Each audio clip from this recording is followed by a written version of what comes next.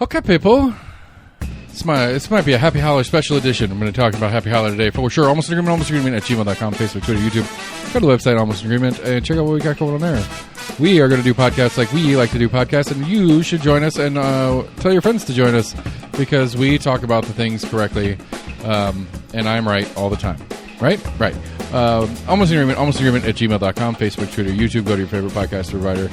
Like, friend, share, follow, text us to your friends. Do what you can do to support the show. We've got a fun, interesting week, and we're midsummer craziness.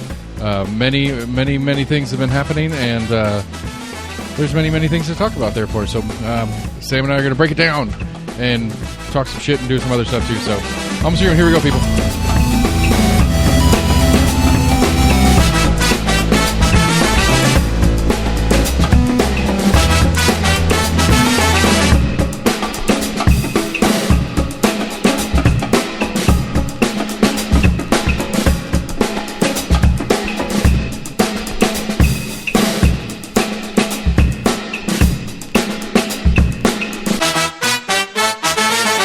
Budday. Hey. What's new? What's happening? Tell me something exciting. Oh, not much. I mean, the U.S. lost the World Cup game. That's new.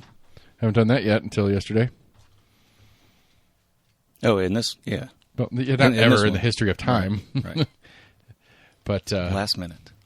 It was a little, I don't know. It was, I mean, I don't know. Sat a bunch of players, played a bunch of other players, give a little field time to players that weren't getting it. Make sure you had a couple guys on yellows that didn't have to worry about getting a second yellow and having to miss the next round. Yeah, I didn't see the opening, but I thought at least most of the people they sat out were people that already had a yellow card. Yeah, and so like it's strategery at its finest. You got to, I mean, you're already through. Nothing changes. The result of that game was irrelevant to the Team USA. Right. Theoretically, I guess it theoretically opens the door a little bit for Turkey. No, Turkey is fully eliminated, but it changed. Right. It changed the group that made the Australia, Paraguay. Who was the other one in our group? Australia. Whatever that game, whatever, the result of that game kept the third as a viable option for some of the extra bracket parts. Yeah. And so I don't know if it changed that part or anyway. It didn't, whatever. I could respect the premise. I don't know. I'm not a football coach. What do they call him? Not a coach. Manager. To say what the right move or wrong move is. Like, I can get behind the argument from, the fan perspective of, like, let's keep this winning train rolling. It's exciting. We get more excited. The more excited we are, the more pumped up we get. The more pumped up we get, the more we're pumping you guys up. Right. But in turn, sit some guys. Pulisic came in for the bunch of the second half, which is good, and he looked pretty good. He's running around pretty quick because that seems to be okay. So, he had a pulled hamstring. He left early in some previous game. Well, the injury happened in training, since we're using their words. But the injury occurred in training, but it had flared up on him early in that first game, and they were already up 3-0 at halftime, and so they just didn't bring him out for the second half and let him rest it, and sat him the whole second game. Yeah. So, so that's new and exciting. So, I don't know. What's the big news to you? I've got there's a earth-shattering story that I don't think is that big a fucking deal. I mean, it is newsworthy, but the amount of attention it got just seems ridiculous to me. But also, in the algorithm's sake, I feel like we need to talk about it a little bit to keep us in the zeitgeist of what's going on in Knoxville. But what do you got before I get into my stupid stories? I just saw they had some advisory or transportation, whatever, meeting. Next week there's three meetings at 3 different locations around town. Pillsbury campus. I think it's that City of Knoxville office thing that's over off of Liberty Street, and the Farragut Town Hall, Monday, Tuesday, Wednesday, respectively. If you want to go and sit down and be told by Becky Massey and friends, and maybe put your opinion in on what they should do as far as the 4070 expansion, upgrade, right. Shared pay toll lanes, whatever they call those things. If you want the orange line and you want to voice your opinion, go for it. Is that the bus they were talking about? What? No, orange line is the one where it out at the... it's a whole 75. Right, the Oak Ridge exit from the 40 exit that goes to Oak Ridge. It's the Roane County Oak Ridge exit. that's just past the 75 split if you're going west. Yeah. That would be where the bypass starts and goes all the way up on the north, behind Oak Ridge, basically, around the west and north side of Oak Ridge, all the way up, somewhere up, maybe not quite to Rocky Top, but way up there where it'll cross 75 and then come back down around Straw Plains or further. Which, I think that sounds dumb to me, personally. The millions of dollars in acquisitions, let alone actual construction, and maybe the selfish, capitalist that I am doesn't see value in skirting people around town. It's better for us in Knoxville, and this is selfish, like I said, for Knox County people, that we, as much as we are annoyed by the traffic, it's good for business. Some, maybe. It's good for business. Because it's some mathematical, non-insignificant number of people are forced to stop, choose to stop, whatever it is, in Knox County, even if they're quote-unquote driving through. Whether it's truckers driving from, Atlanta up through Bristol into Virginia or something like that. Even if their intent is not to stop, there is a percentage of them that blow a tire and go to one of our fleet service centers that are all around Knox County and spend money that employs Knox County residents and generates Knox County tax dollar revenue and stuff like that. That it happens. It's just mathematically impossible that it doesn't. And yeah, no, it's a family coming up from Chattanooga going to there. Let's go to DC, Dad. Okay, let's go check out the mall and all the cool water because Trump did such a good job fixing that thing. Let's go check that out. Oh, shit, we blew a tire. Let's stop here in Knoxville and get this auto shop to work on some stuff. What are all your examples of blowing a tire? It's just the first thing I'm thinking of. And it's also our road. It's not, crazy. That True. Potholes and stuff happen. But it's hey, let's grab something, let's get something to eat. Whatever. For me, a good example, in my past or history or whatever, it's when I was in UT's band and we'd go to away games. We never stayed in the college town just for safety's sake and probably price at some level. It's hotels in Gainesville on a game day weekend are probably crazy expensive and crazy booked up. So we stayed in Jacksonville or whatever. But even that, we're cruising down from Knoxville through Atlanta into Jacksonville. We're stopping at, usually it was a mall or something is where we'd stop for lunch or dinner, depending on what time we're on the road or whatever, because there's 500 people on these buses. Right. And you can't just stop at a little truck stop that's got one restaurant. You've got to have lots of options for us not because we need options, but because it's a lot of us. And we did it a couple times on bus trips, so we'd stop at the Chattanooga one. Right. And so, but I'm sure different versions of that are groups that will stop in Turkey Creek and unload in Turkey Creek and let the 2 or 3 or 4 busloads of people kind of fan out through Turkey Creek to hit up the different restaurants. That's usually a planned thing. Do what? That's usually a planned thing. Agreed. But if the planned thing is we're going to drive around Knoxville, then they're going to be looking for something, on that bypass or maybe something on the other side of Knoxville because, we stop there on purpose because it's got options. But if we're going around the long way, we might want to stop over here instead. There are no other options. Yeah. Doing that. There would be. There will be once they build this thing. I don't think anything to the extent of a Turkey Creek or West No, but options. It'd be enough that again, the UT band might be loads that you're talking about. The UT band with the 9 buses we traveled in right. might be a little bit too big for it, but a high school band or a high school football team going to or from somewhere state level, whatever. I don't know. I'm just saying. There's not. I'm trying to think. Can you think of another group that would travel as big as UT's band would? I don't think that's because the cheerleaders travel with us too, and the Smokey crew.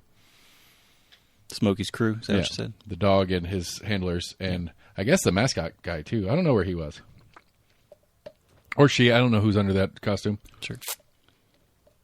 But I'm one of those people. If I'm stuck in traffic in the middle of the city, I'm not getting off. I'm gonna get through it before I stop. Right. Anyway. It's hit or miss. We went when me the traffic's that bad. A lot of other people are getting off. I don't disagree that some people are like, fuck it, I'll go ahead and get something to eat. Right, let's get somebody here, let the traffic go through and go whatever. I'm just saying, around here, we know well enough that traffic's not getting any better for 4 or 5 hours. We know that, but do people passing through know that? But again, the point being is some amount of that traffic is good for business. It's good for businesses that are in, around, near, that have access to, I'm sure there's not an insignificant number of people that will be like, well, we were planning on driving through to wherever, but let's just grab a hotel here tonight. Yeah. I'm sure that's not an insignificant number. Whatever. The article, I think it was Kincannon that it talked about like some kind of bus line that would go through the city, which I think somebody tried to shoot down. She's like, how does this not make sense?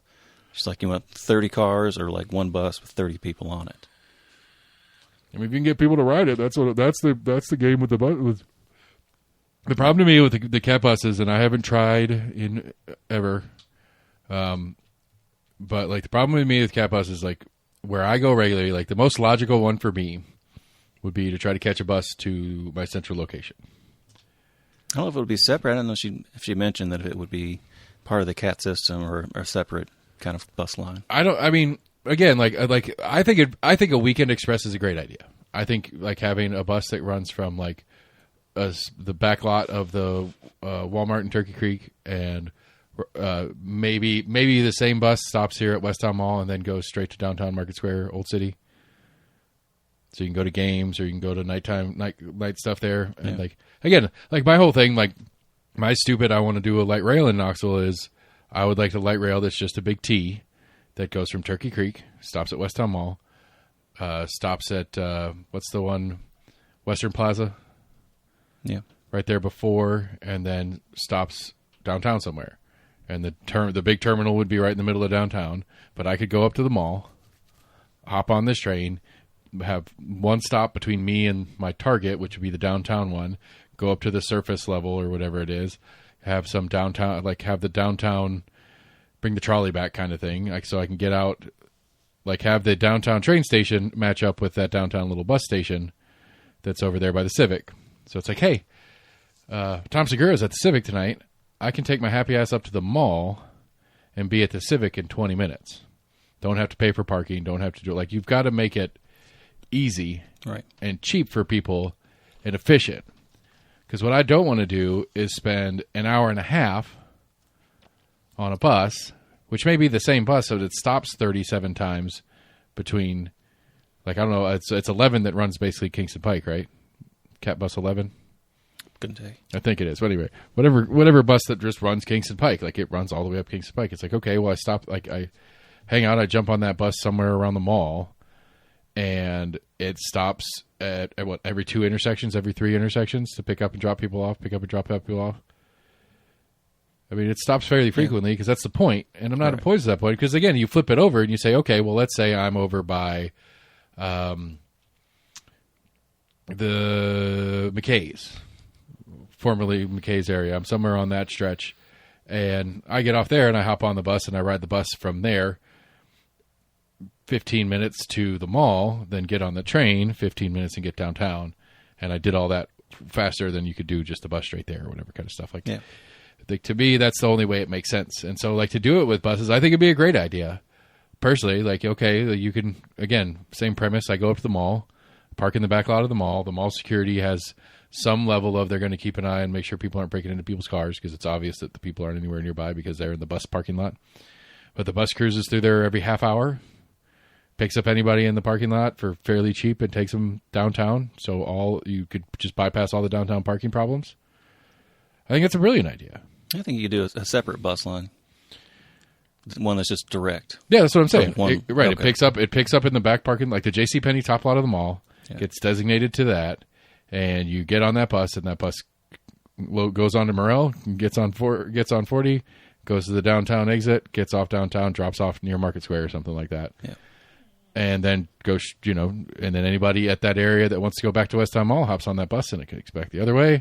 And then just like, do that thing in a circle, or, go all the way out to Turkey Creek and do one stop. So one stop out in Turkey Creek, one stop at Westtown Mall, downtown. Yeah. Repeat. And then do the same thing north. Do a Merchants and an Emory exit. Work out a deal with some larger parking lot that doesn't do evening stuff. Because that's the other part to be too, is you're only going to make it worthwhile. Like, I don't know how many people live out and go work downtown. Yeah. Because we don't have a lot of business downtown as far as like normal business, like office job shit. And so if you're going to do that, it needs to be this bus ride's running until past midnight. Like, it's got to be that you got to be able to. I got to be able to catch this bus after the bar, or after the show at least. So maybe not the bar. Right. Like, I go see Tom Segura at the Civic or whatever, and I get out and I take a bus and come back to West Town Mall. Like, if the bus stops running at 10 and the show runs a little long, or I kind of whatever, and now I got to Uber all the way back out. Like, you've got to make it. Like, the point is, you just got to make it super convenient. True. To convince people to do it, because I think I would. I think if I could get on the bus at the mall and it would go straight down, like it would go straight down to the bus terminal downtown, which is a block to the Civic, a block up to Gay Street, and then you can wander up and down Gay Street from there. And it was like a couple bucks cheaper than parking, but it ran all the way till at least like 12:30, 1 o'clock in the morning, so that I could go do stuff downtown and not have to worry about, well, guess my night's done. I got to catch the bus. Yeah. But yeah, I think we were conflating two things, because the Orange Line may be what Kincannon is referring to that idea as, but the Orange Line in the interstate conversation is this huge bypass that they're talking about. Okay. Like 640 expanded. Yeah, we're talking about now expanding Kingston Pike. I don't think you can really mess with Kingston Pike that much. There's so much right there on the edge of it. I mean, I think you could just not let everybody have parking lots right there. Like, you just take big chunks. I mean, most of it would be stealing chunks of parking lots. I'm trying to think. So in like the Bearden area, I mean, there's a lot of power lines that run right there along it, if I remember correctly. Yeah, I mean, there's always going to be that, but that's fixable. There's some businesses that are very close to it. Yeah. That you would literally be on their doorstep adding a lane in. Not a ton, though. I guess more so in the Bearden area. I mean, yeah, you get right there where like the that lamp shop is, right across from Bearden Elementary School. Yeah. Like that one, there is no, like that building is a single set of parking spaces, the curb, and then you're on Kingston Pike. Right. So yeah, if you widen that way, but you could like, well, no, because, yeah, they tore that one building down, but that's supposed to be a Taco Bell. I don't know if that got approved or not. There's a big fight about that Taco Bell. Where the Sonic used to be? No, something else is going into the Sonic though too, but no, across the street. So the entrance to Bearden Elementary. Mm-hmm. That's not at the light, not the like you go past the light and then you turn left and there's a Zippy's car wash or whatever. Yeah. And you go up around it and that's how you get in. On the other side of that Zippy's car wash there's like a kind of golden yellow brick building. It was run down and been for sale forever. Yeah. Yum Brands bought it with the intent to put a Taco Bell, and there was a bunch of fight at zoning commission meetings about that Taco Bell having a drive-through. And that drive-thru is not conducive to traffic in that area. And it's like nothing is conducive to traffic in that area. So, but they tore most of that building down, but it's still half up. And I don't know if they're trying to save that weird golden, like it's almost like a golden tile. Like it's brick, but it's like got like a smooth finish outer edge of the brick instead of it being like a rough red brick. You know what I'm talking about? It used to be a tire shop? No, tire shop's on the other side of the Zippy's wash. I'm not sure. I had trouble picturing it. There's a weird, like, yeah, next to it, there's this weird old building that's a paper, like it's a stationery shop, mm-hmm. Which, like, I got really excited. We were stuck in traffic there driving to or from school one day for the kid at West High School. And I was like, they got a big old school press, like single page press sitting in the front window.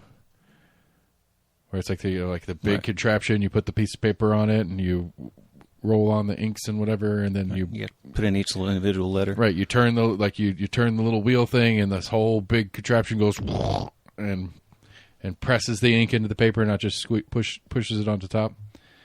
Just sitting out there in the front window as a display space. It's really neat. Like it's really cool, old school, like 1800 right. something. It worked, caught your attention. Press, yeah. I don't have a need for a stationery shop. I'm already married. That's the only time in my life I've ever bought stationery. Right.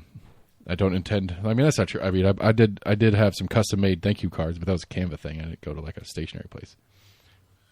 It is the crazy thing about our economy that we live in these days is that exists. Standalone dessert bakeries exist. I think that's a crazy thing that we have. Like that, Nothing Bundt Cakes has been there for a decade or so now. It's been there that long, yeah. And I always think to myself every time I'm talking about this, like. I mean, obviously, it's not just bundt cakes. It's cakes and pastries and pies and desserts and stuff like that. But still, Never been in there. I know I they have haven't like a little mini, but I think it's all pretty much like Bundt stuff. It's like mini little tiny Bundt cupcakes. It seems maybe, but it still just seems like the idea of being like that. Like specificity in retail is a good thing, and it's a bit like it's a good thing, but it's also like a crazy thing. Like that one sounds crazy to me, but like right behind there is Jerry's Artorama, and that's an art supply specialty store. That's been there a long time, and that's been there forever. The but Buttermilk Sky Pie place is right next to the Bundt cake. Yeah. But then we have like the Insomnia cookie places. Like we have these. There's like 2 or 3 different cookie brands that have just standalone cookies. All they do is sell cookies. Not the only one I've seen is on down on campus. There's one there. There's a crumble cookie or something like that out in Farragut. Went there once, yeah. There's a couple of different. That's pricey, and they didn't have anything that really tickled my fancy at the time. Apparently, they set records for calories per gram or something fucking crazy like that. It's like just eat a cup of sugar and call it a day. Right. They're pretty big, and I'd say there's a few versions that have a bunch of icing on them. But like thousands of calories, like daily, like normal human like being daily allowances in one cookie. Oh, well, it's 6 servings, bro. I used to love doing that. I've done it in a while. The Great American Cookie Company, they're double doozies. It's basically like 2 cookies with a bunch of icing all in between it. So it's a cookie sandwich? Cookie icing sandwich, basically. Whew. Sounds like a doozy indeed. So the big one for me this week, and the why I joked in the intro about the Happy Holler stuff, the super exciting news is the city has officially finally approved and given me the paperwork required that my patio is now legal on the front of my building. Yay. Yeah. October, everybody. Let's just remember when we started this. October of 2025. It is now the end of June 2026. That is how long it took to figure. And so, weirdly, somebody from the city called me. Chip said it wasn't him. But when I called the number back, it went to Chip's direct line. And so I said, hey, I missed your call yesterday, buddy. What's going on? He's like, I didn't call you yesterday. I was like, okay, well, I just hit redial and it went to you in your desk. Like I did it yesterday, but it was after business, and so it went to a voicemail. He's like, yeah, phone calls coming out of here. Like they all kind of come out from one number. It's like, that's not true. I know that's not true. Because very often when I get calls from the city or the county, it comes up as permits office, because I save the permits office phone number in my phone. So like almost it's not often that I will get calls from different departments in the city county building, and it will come up on my phone as city permits, because that's the number I have saved in my phone for the county or for the city county building. Right. Dispatch or whatever you want to call it. But this was a different phone number, and it went directly to his desk. And it's like, okay, well, while I got you, last time we emailed, it said July 1, you'd have the paperwork for me. Am I waiting for a little permit that I put in a little frame on my wall inside to prove that I'm allowed to do this, or is the contract that's signed good? He's like, contract's all you need. And by the way, you're the last one that's ever going to get that. And I was like, what do you mean? He's like, this process is not going to go like this ever again. And I was like, good, for fuck's sake, but fuck you, for fuck's sake. Because why was this process so bad? Because insurance is the big thing, and I get the city's perspective on it, because at the end of the day, my front patio is city property. If you're sitting on a chair on my little front patio, you're sitting on a chair on city sidewalk. And if you fall out of that chair and skin your knee, theoretically you could take suit against the city saying that they did something at fault or whatever. It's a bit of a stretch probably in litigative efforts. Like, I don't know how many lawyers are going to pick that case up. I'm suing the city of Knoxville because I fell on on a patio of this business. I'm like, I might go help you sue that business, but I don't think the city's going to. I don't think we have a lot to go off of against the city, but sure, we'll try. The lawyers in those kind of cases is going to sue as many people as possible, because anybody settles, it's a win. Right, and he gets a percentage. But anyway, they're changing some part of the process so the insurance part isn't such a pain in the ass. To which I say, the insurance parts wouldn't have been a pain in the ass if you would have started with helping me navigate exactly what I need on my insurance to be there. Also, if you would have started with some time frame that I had an understanding of when I need to have the insurance available. Because I don't want to go first thing and get the insurance the day I turn the permit in, because it took 8 months. Right. And I'd be paying additional premiums for 8 months on something I'm not allowed to fucking use because every other thing isn't getting checked off. Right. So if we could work together on this, instead of it feeling like you're just waiting for me to annoy you so that you can tell me the next step so that I can do that next step and then wait until I get impatient because you guys don't reply to me. So then I start annoying you, and then you tell me to do the next step. Maybe if it was a process that felt like it had a conclusion date, I can be like, okay, here's what I need. Now help me understand exactly what this insurance is. Tell you what, why don't you get in? Like, because I'm not in the insurance business. I'm in the bar restaurant business. I have a broker that handles my insurance for me because I don't understand that shit. Again, talking about the specialization of the economy kind of stuff. The fact that I need to have an insurance broker seems kind of crazy to me, but that's the way the world works. I don't understand it. It's too goddamn complicated. I hire somebody to handle that for me. Had we started with a, hey, Chip, here's my insurance broker. Figure out what you guys need so that we can get the paperwork together so that the broker can give me the documents to sign so that I can sign off so that our insurance will cover what you need it to cover for. Because I don't understand the language in your paperwork.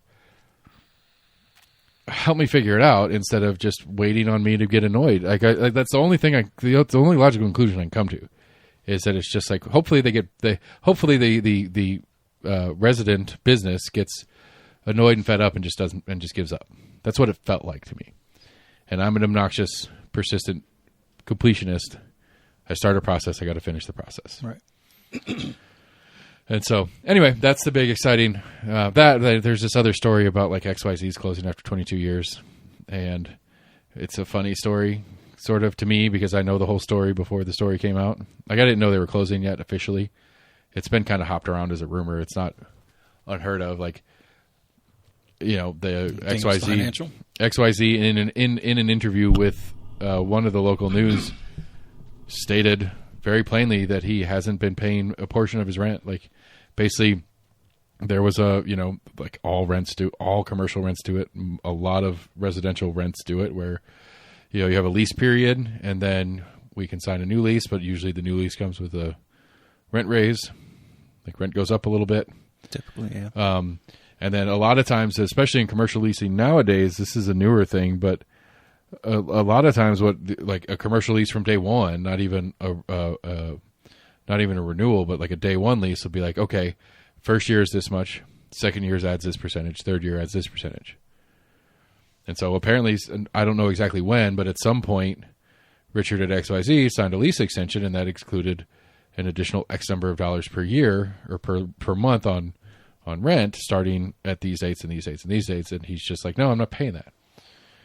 And he's been doing it for long enough to accrue a $17,000+ debt to the landlord, who, and again, I don't think I'm speaking out of turn. This is all open. I mean, this is all open record at this point. I knew this personally because I've been in the middle of them yelling at each other, but they hated each other. They did not get along at all.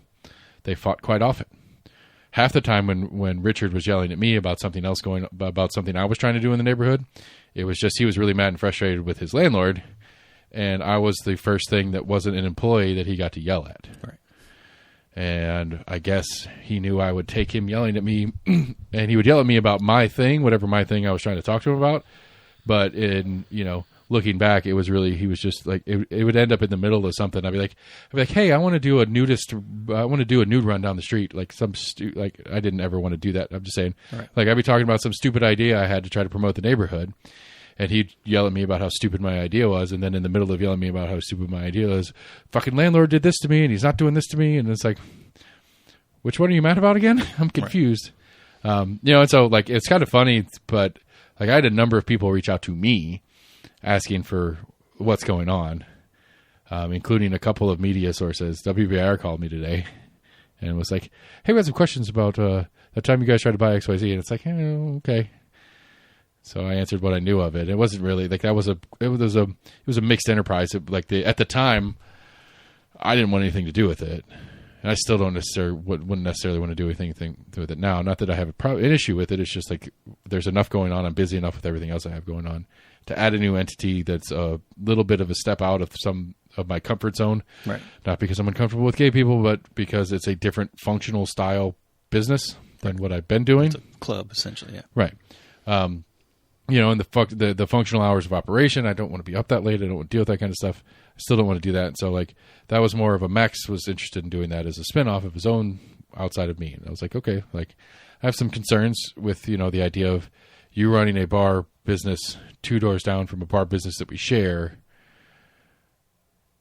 What happens when, there's an employee issue and you need employees at your place, and we have extra ones here. You're going to start stealing employees from us? Like, is it like that? Right. Was like something that had flipped up on my radar, but it was like, that's a bridge to cross. When we get there, Max went and sat with Richard and had a conversation about asking price and stuff like that, and left that meeting like, nope, this isn't going to happen. So that was that.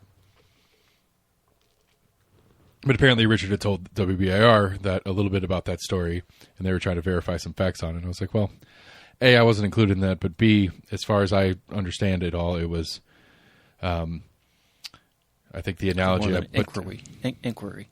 Well, the analogy I put to the WBR guys, it's like, you know, your uncle, that hoarder uncle you have that's got a bunch of stuff, and he says he's in the antique sales business, and he says stuff's for sale, but when somebody says, hey, how much you want for that, he'll never give a number. Yeah. Or you press him hard enough and he finally does give a number, but it's such a ridiculous number that it's like, oh, you're not actually trying to sell it. Right. Oh, you have this cool thing. It's worth $20. You want $100 for it? Okay. You're not really trying to sell it if that's what you're asking. That's my understanding of how the meeting went. Is Richard had put ovations out of the idea of selling and getting out, but the price in his head was so far from reality. I think subconsciously he didn't actually want to sell. He didn't actually want to leave. He just felt like he's getting to an age and stuff like that. He needed to explore the idea. And when the reality comes to people who are interested, and the numbers were miles apart, and it was like, okay, well, that's that. Moving on. Right. Maybe one of the gratification of having people that were possibly interested. Right. I want this, and it's like, well, no. It's like, wow, I talked to like 4 people that might want to buy this. Like, there is a want for this. Makes me feel better about what I'm doing because people, are interested and maybe wanting to buy it. And so, like it breaks my heart. And I think that's I don't know how much I've talked about Richard out here. I know I've mentioned a few of our little spats to you personally. I just don't know if I've talked a lot about it here. Richard and I didn't. Right, Richard did not get along with me. He is a hard man to like. Put it that way. He's a hard man to be friends with, at least from my perspective. I tried really hard to be friendly and nice and supportive and do whatever I could to help him when I could.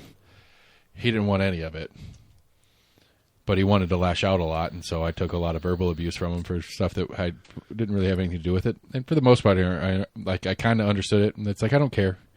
Okay, you want to yell at me? That's fine. I still want to be your friend. I still want you to like me. Maybe I have a pathological issue with that. And it's like, this guy's abusive to you, and you want him to like you. It's like, yeah, I want him to like me. Tomorrow was there last night. Today for listeners, last night or tomorrow night to me and you. Saturday night, the 27th of June will be their last night. Because I mean, it's club again. Like you said, it's club. The 99% of their business is Thursday, Friday, Saturday nights. Right. And he's got to be out by the 1st. So this is his last Thursday, Friday, Saturday night.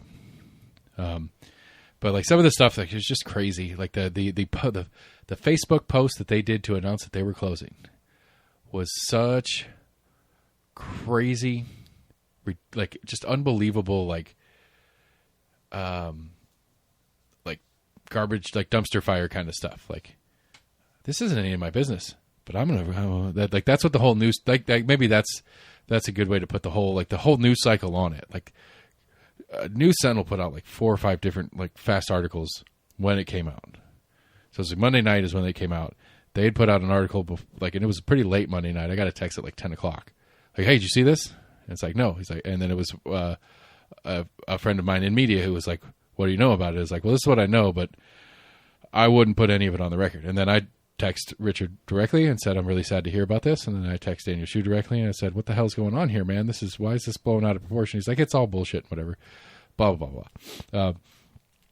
But then, like, there's been at least an article every day on News Sentinel, WBAR, all the different news groups have done at least an article almost every day this week. I only saw one on the Channel 6. And then but like I said, and the WBAR reached out to me today to do a follow-up article, following up on an article they did earlier this week. And it's like, why is this such a big story? And it's like, part of it, yes, it's a 22-year business. Don't care what your business is. If you've been in business in a community for 22 years, that is a story when you decide to lock doors. It is. Right, when it was the last of 2 of those type of clubs. Right, and it is. But I think one of the things that, and I think this is, I'll just leave that part out. One of the things that is a reality, and this is why I think some people have a hard time that are more seasoned in the community than others with the transition that the community has gone through. And I say community meaning the LGBTQ plus community, is that 22 years ago when XYZ opened in what was then a very dead Happy Holler, that was intentional. Not by Richard, because he wasn't part of the opening team. He bought it out from somebody else later. But the reason those people put that bar in there is because a gay club back then was a safe haven. It was a hiding place. You didn't want to see, you didn't want to be seen coming and going from there because you might not be out to your friends and neighbors. Right. That was part of what gay clubs were, which I'm not trying to cast that as a bad thing in any way, shape, or form. And what I'm saying right now, I'm just saying, but that's what they used to be. And so, like Richard in his statement to the news was saying, he's like, I help revitalize Happy Holler, and it's like, you're goddamn right you did, and thank you for doing so. I wouldn't be down there if it weren't for XYZ. Not directly. I didn't know it at the time, but everything else that was happening in that neighborhood that was new and active and had people coming and going, XYZ was the first. Other people saw the potential and started coming in. We were later in that circle of people that came in on the potential of that neighborhood. XYZ started it, 100%, no doubt. Full credit where credit's due. But at the same time, that's one of the things I fought with Richard most about, is he thought all of us were in the neighborhood stealing his customers. It's like, well, you made this a neighborhood, an ally neighborhood. So you can't come into this neighborhood and do business and not at least be friendly to the community that you bring into the neighborhood. We're not stealing your customers. It's just that's who frequents this neighborhood. So we cater to the customers that are here. Right. Who's to say that some of our customers aren't going there as well? Right, which they are. We know that. Like I know they are from our place. Like, right. And so, and like I understand. Like it's a victim of your own success situation. It's like you became such a small but important cultural touchstone to a community and neighborhood that the community and neighborhood started to eat away at your bottom line. And that's a fact. I think that's a truth, is that the rest of the neighbor, like, and in a grander scheme, like, it's just okay. Like, yes, we are in a particularly, like, Tennessee apparently there's a group that does lists of the worst states to be gay in, and Tennessee is pretty high on the list of worst states because they go through all the legislative shit and all that kind of stuff that states do. Right. And they say, like, if you're openly gay, if you have a choice, Tennessee is not where you want to live. And it's like, even in that, it's not that bad anymore. Like, you can go a lot of places. Like, it's not like we were talking a couple weeks ago about the smoking ban. Like, what did we say? There were 12 bars in the city of Knoxville that allowed smoking, and we were guessing 400, 500 bar restaurants, beer licensed, alcohol serving establishments in the city, at least. Mm-hmm. How many of those do you think are actively, adamantly anti-LGBTQ+? I'd like to think 0. I'd like to think so too, but realistically, there's probably a handful that are like probably less than the smoking bars. Like a biker bar or something down there, right? And it's not even a biker bar per se. Like I remember, I got an issue back in the years ago when I was at the Pine House. I had an issue with our day regulars. It was a consistent issue. They were good, solid. Any standard day regulars, every bar has them. They come in at 2, 3 o'clock in the afternoon because they're retired, or they have very light day jobs that they have left because they're older, 60 plus, something like that. And they sit in the afternoon and they yell at each other about all sorts of stupid shit, and they talk football or whatever, and drink happy hour beer and maybe get a bite to eat and hang out for a couple hours or whatever. They are the most protective, this is my bar now type of people. Once they get in and establish that this is their chair when they come in, like if it's 2 in.the.afternoon and some random person happens to be there and it's in their chair, like they don't say, hey, that's my chair, get out, but they'll go sit somewhere else and they will fuck you from across the room. Like, what the fuck are you doing in my chair? Like, and I had problems. Like, I had problems with regulars, good regulars that spent good money in there, that I'd be like, hey man, we like you and we want you here, but we need more than you here for us to stay in business. So if you chase people off during the day, we're just going to not open during the day because we can't afford to be open just for you and 3 other people. Right. And so, but like a number of times I've had that happen. And like, I could imagine, especially a few years back, that if you were openly gay or something like that and you walked into the Pine House during the day, that those day regulars would turn around when the door opens and give you a look like you don't belong here. And they mean it, but it's not because you're gay. It's because you're not the African you're not group. you're not part of the room yet. Because that's the thing about them that always cracked me up, is because they were super protective, and I had these issues and I had to talk to them about it. And then new people would come in and start hanging out, and then they would do it too. Like, they would become part of this thing. And it's like, you remember Joey over there? He wasn't part of this. If you had your way, you wouldn't have let him in here a year and a half ago. And now you and Joey together are trying to get people to go away because it's your place now. Like, Joey only exists because I made you let him be your friend. Come on, man. Think about it. Anyway, and so I don't know. I thought about that earlier when I was talking to somebody else about this, but the point is that, like, I would think that there are a couple that are actively, openly, like, if me and you walked in holding hands in rainbow shirts, they'd be like, get the fuck out of our bar. No questions asked, no consideration for anything. Just get the fuck out. You're not welcome here. I'm sure there's a handful of them that exist in town, but probably less than there are smoking bars. Probably a couple of them are smoking bars, but whatever. And that's part of the thing. It's like, well, because that headline of, well, it's only we lose one of the two we had. And it's like, yes, gay bar is a vibe separate from the scene. You know what I'm saying? Yeah. Like, there's a vibe to it. It's a style. Like, a gay bar is a nightclub with a specific style that is different from a non-gender-specific nightclub. They're similar. That's dancing and singing and loud noises and stuff like that, but it's a different scene. Like, like Club Envy or whatever. Do we even have any clubs in Knoxville anymore? That was never my scene. Yeah, couldn't. I was never part of that scene either. Like, we used to have Envy. It used to be like Lord Lindsay, which was somewhere downtown. That was a gay bar too. Was it? Oh, okay. Yeah, that was old school gay bar. Yeah. Richard could tell you stories about working down there. Doing drugs. I remember Lord Lindsay's was around when, I think it had changed hands, and because it's a historic house. That's what I heard somebody tell me. Yeah, it's a historic house, and it's Lord Lindsay's house, and so whatever business is in there has always been called Lord Lindsay's, apparently. But anyway, point being, there is no gatekeeping to other. Yes, if you want a dance club, it is an option for a dance club, but really, like, as far as I gather from seeing their calendar of events and stuff like that, the specific of this, the stylistic specific that is, quote unquote, the two gay bars, now one we have left in Knoxville, is they do a lot of drag shows. And it's like, yeah, but there's a whole bunch of, quote, non-gay bars that host drag shows all the time. If you want to go see drag on a Friday night, right now it's Core and XYZ has drag every Friday night. And there's probably 5 or 6 other places that are hosting a drag show on Friday night in Knoxville. Absolutely. I mean, we have our RuPaul watch party. That's what we do on Friday nights. Okay, I thought that was another weeknight. No, it's Friday nights because that's when it airs on whatever channel it airs on. Right.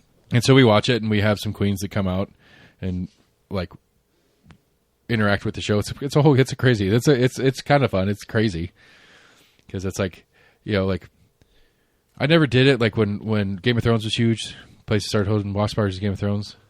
It always seemed weird to me. Like, watching sports in a room full of people always worked for me, but watching television with other people never really worked for me. Yeah.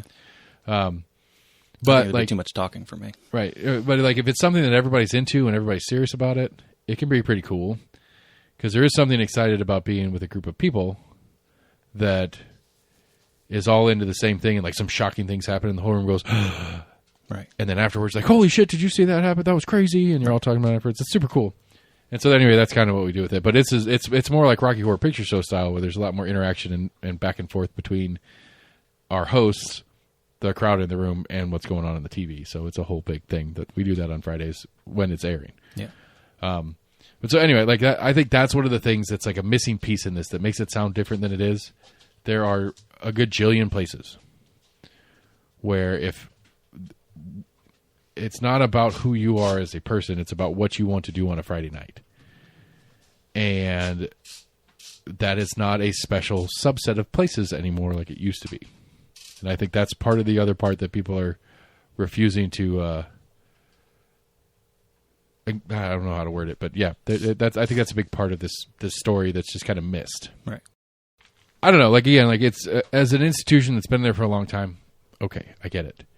That's a little bit of a story. And honestly, I guess what probably makes me the saddest is like allowing myself to wander through the comment sections of WBAR's posts or Knox News post and good riddance and like people just being fucking ass. Now I'll go close down the other one.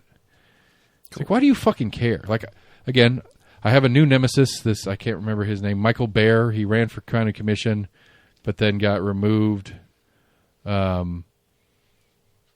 because he wasn't eligible because he hadn't lived in the district or whatever it was that he was running for long enough. I can't remember what the rule was, but like you figure you get removed from the ballot, you just kind of like, okay, well, not my time.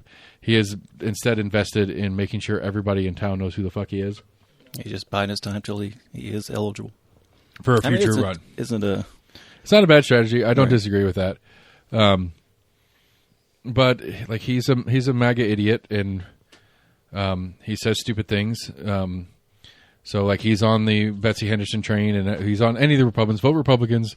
Like he did some posts like he loves some AI graphic generation. He has AI generate all sorts of graphics for himself for his stuff. Too easy now. But something about like it basically equated to voting. Hey, there he is, right at the first one. Something he equated to. Democrats are why we had 9/11. If you vote for Democrats, you want to have another 9/11. Was what? Yeah, it was like it was. I was like it took me reading through it like 6 times, and I still never got it. Obviously, but he put a whole.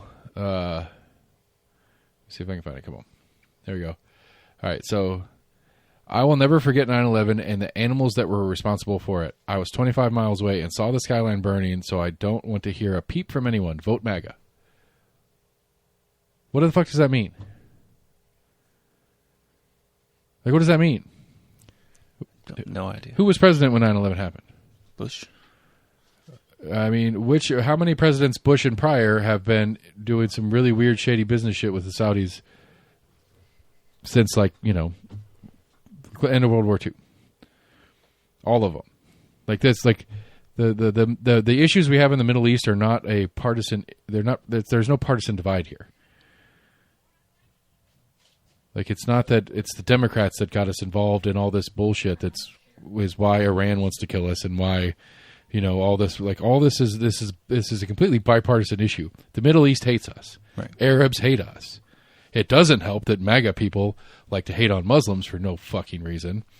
I mean, maybe they could try to argue that all of this hatred was precipitated when Clinton was in office, but I don't even know if you can. That'd be quite a stretch, right? And that's what I'm saying. Like I don't understand the thing, and so anyway, he was on this whole big tear about.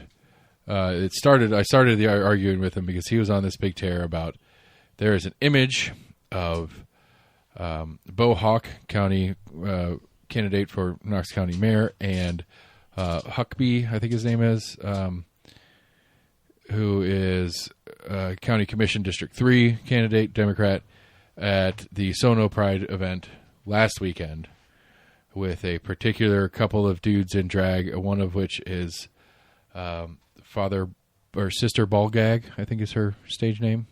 Okay. And like how this moral evil is in play, and it's like, what are you talking about, dude? And like, what are we so upset about? And like, he's really actively tried campaigning for these candidates. And I was like, hey, how about you tell me the candidates is like, how about you give me a policy thing and we can talk about it? I don't care about any of this. Why are you making this the reason I should or shouldn't vote for somebody? Well, you don't have a problem with this ball guy thing? It's like, I don't care. It doesn't have anything to do with anything. But they're doing it out there with kids. And so I was like, okay, fine. So I went and found some pictures from the UFC 250 on the White House lawn, right? Right. Of the ring girls from 250, because he like his justification was like, well, if I saw a like if they were doing some event and there were strippers out there on the street where kids were welcome, I'd have a problem with that too if it was a GOP event doing that. And it's like, okay, let's try that. And so I went and found these pictures of these ring girls, and I was like, is this the same thing or not? And it's like, no, those are cheerleaders. And I'm like, so you're telling me that 2 guys that have a cassock. Is that what it's called? No, cassock's what the priests wear. What's a nun wear? Habit? Habit's the hat. Not sure. Whatever. You're telling me that a dude in a robe, basically, that is from their neck to their ankles, vestige, is more sexual than a girl in a bikini with some American flags on it. That's what you're telling me. And he's like, yeah. It's like, okay, I don't know. Like, yours is like, yeah, but he calls himself ball gag. It's like, so what? I'm sure these girls have wonderfully simple Christian names. Who cares? The only reason ball gag is out in the public part of this now is because you keep saying it out loud on Facebook. I'm sure that person isn't walking around just screaming at the street, my name's ball gag. Right. I'm sure the mayor and the candidate, like Kincannon was in it too. And it's like, I'm sure they know this. Maybe that person introduced themselves and said, hi, my name's Sister Ballgag. To which Kincannon and Bohawk and anybody else are probably like, ha ha ha. Because that's what it is. It's ha ha ha. That's the point. Right. And then I went on to go, it's like, well, the priest side of things where, if we didn't have, thank God for Epstein, I suppose, because we'd still be on the priest sex scandals thing if it wasn't for the Epstein sex scandals.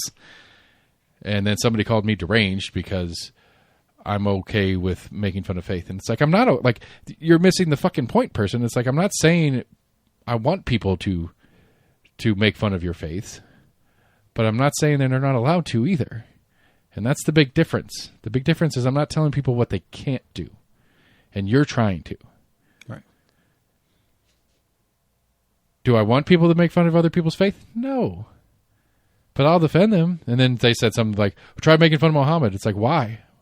I don't want to make fun of Muhammad. I'm not making fun of Christians. Stop making this some class issue. If you want to make fun of Muhammad, I'll support you. I'll say you have a right to do that. And if some Muslims get pissed off because that's against their religion, apparently that Texas story, which I thought it was hilarious until people started getting hurt. You remember this a couple of years ago? It was like a Texas newspaper or like Satire magazine or something like that held a Draw Muhammad contest. Yeah, I don't remember that. And so it was a whole bunch of people that thought it was funny, and they were drawing depictions of Muhammad. Some of them were awful, and some of them were more like people. Some of them were people trying, like, in earnest to be like, "This is what I think Muhammad might have looked like." Some people were being assholes, right? Because that's when you get a bunch of people doing stuff, that's what's going to happen. But like, apparently, one of the editors or something got murdered by a Muslim extremist. I mean, that idea was what kind of caused a schism in Christianity hundreds of years ago. I think that was the Orthodox. They were against any kind of depictions of Christ. So having like a Jesus on the cross right. It's would like be illegal in that religion. Right, sure. And do what you want, people. That's good. Right. That's my take on it. Do what you want. If you don't want it, but it's like you don't get to tell me. That's the whole point here. That is the First Amendment. You can believe that, and you can practice that however you want to. But you don't get to tell me how to do that. Right. And so if you're going to try to tell me that a dude in a robe is more sexualized than a girl in a bikini, I have zero faith in you to being honest with yourself or me when we're talking. And if you're going to tell me I'm a bad person because I'm not going to tell somebody else that their humor is not funny to me, and since it's not funny to me, they can't do it. Right. That's not how subjective. It works. Like, you need to have, like, that's the again, like, it's so, it almost feels cliche, but at this point it isn't cliche because you have to say it. It's like the point of the First Amendment isn't to protect speech you like. It's to protect speech you hate. That's the point. And if you can't get that through your head, then don't fucking quote constitutional bullshit at me anymore. Ever again. Ever. It's like selectively. Right. Well, no, like, we can't have people, though. It's like, I mean, I am an absolutist on it. Like, I don't necessarily understand how defamation and libel works from a free speech standpoint. I mean, I get it's with intent and there's consequence to it. Right. I think you have to prove that there was actual, either like financial or harm, basically. But like yelling fire in a crowded theater, like, that seems like a weird one to me. Like, I know but that's the Supreme Court example they go all the time. It's like, free speech has limits. Like, you can't yell fire in a crowded theater. It's like, I guess it's an event of it causing a stampede and you have people that are harmed. Yeah, but what if there's a fire in the theater? Then that's a justifiable reason. Okay, to yell well, fire what in if? the theater. Well, what if the example is someone falsely yelling fire in a theater? What if you thought you saw fire in the theater? But that's just it. It goes to that thing. You can't prove what was in my head when I did it. unless I turn to you next to me and say, hey, watch this, it's going to be funny, I'm going to yell fire and everybody's going to freak out. And then you testify against me to me saying that exact point, like, I thought I saw fire. Like, I thought I saw, like, maybe whatever the show was had a thing, and it's like, whoa, fire. And I freak out. I've done weird stuff before that just, like, it, like, out of the corner of my eye, and I go, wow. You catch a whiff of a... I don't know if that's where the standard of a reasonable person would A or B in that situation. Or sometimes that's kind of like levied in a charge. Right. I just think it's a weird, like, it's a hard one to, like, you know, again, it goes in, that intent thing is always, like, I think it's important in law to have the intent be part of it, but it's like, it's got to be provable intent. You got to know that I didn't, like, I should be able to yell fire in a crowded theater. Right. If there's a fire, like, oh, there's a fire, I'm not allowed to yell it. Like, I shouldn't yell it. Right. I should be like, hey, everybody, stay calm. We're all going to die. Calmly walk out. Right. That's how I should. Like the harder one is like the defamation, where it's been talked about more. Of you have to, I guess, knowingly say something's false, that you also know it's false. Right. With intent to do fiscal harm, I think is what the standard is. It doesn't have to be. It's financial harm, but it doesn't have to be in true dollars. Like, it's a weird, like, could be like harmed reputation almost. Right, especially but it's still like because your reputation is part of the value of your branding. Right, it's got to do like not monetary harm, but like damages. Some quote, what is it called? Enumeratable damages or something like that. You have to be able to say that this did this much damage to me, right, financially, like in dollars. Yeah. Like, oh, well, it hurt my feelings. Well, that doesn't count. Well, it cost me $1 million. How did it cost you $1 million? Because you and I were having a business transaction, and somebody else lied and said that I screwed your wife, and you pulled out of the business transaction. We had agreed to it verbally, but you backed out because somebody told me told you I screwed your wife, knowingly lying to you. It's hard to prove that they didn't know that was false. Right. Or they knew that was false. Right. They knew it was false, told you that. But it's hard to prove went that they public knew, with that. Right. Like, well, I thought it was real. Knew it was false, went public with that with the intent to ruin our business dealing. Right. That business dealing had a financial number to it. I can come after the person who made that false statement and say, hey, and it's a rough one. And it should be a rough one, especially in the celebrity and political game. Like, it should be a rough one. Yeah. It should be a hard standard to fill because, again, you have to know it. But it's also like, you know, because like what's like, because I mean, again, like it was the Larry Flint court case that went to the Supreme Court about their political cartoons that they put in Hustlers. Is that what it was over? No, I don't remember. It's been because like it was some senator or something was had sued him for defamation or something like that. And in the People versus Larry Flint, that's what it was. Maybe it was the movie at least. Right. But like the whole thing was, it was like some dude fucking, like it was some senator fucking hookers and stuff like that. And it was like an absurd satire cartoon. Right, but it was stretching the limits of quote unquote satire. Right. But it was also in a porn magazine. So like whatever, but it's still like just one of those, like that was one of those landmark cases. It's like, especially if you're a public figure, your protection goes down considerably as a public figure for those things. And that, like, you know me, I'm not a big fan of different standards for different people. Right. Like, oh, I can lie. I can go on and tell a story on the show that isn't true, that damages somebody. But since they're famous, they can't do anything about it. But if they weren't famous, they could. Seems kind of, yeah. You know, but I don't know. But again, like that, like I said, like that's the level of free. Like I don't have an issue. Like I think, you know, because one of the arguments I had with this Michael Bear character, it's like, would you be comfortable with kids there? I'm like, yeah. If my kids wanted to go hang out, I wouldn't be like, hey guys, we're going to this. I'm not going to drag my kids to a pride event. But if they wanted to go, I'd be like, sure, let's go. Whatever. Might be a good time. Let's check it out. Right. And because I feel like concessions to hands. I feel like I have a good working relationship with my children and can talk to them about things. And maybe help them understand that Sister Ballbag is a joke. Right. It's a persona. They're not trying to seriously, you know, like, I mean, yeah, they're not trying to like seriously imply that all nuns are whores and actually men underneath their skirts. Like, what are we talking about here? And I also teach my kids not to judge people for their choices in lifestyle. I don't care. Right. We don't care. And if that's a problem to you, I don't know what to tell you. Do better with your kids. To which Michael's like, I don't have kids. It's like, well, then shut the fuck up and don't tell me what to do with mine.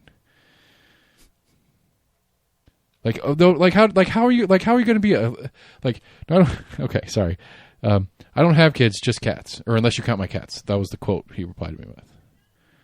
And it's like, you're going to try to give morality lessons in parenting on who I should vote for because of what people do around kids when you don't have kids or an understanding of what parenting is. And you're going to tell me I'm wrong about how to parent my children when you don't have kids.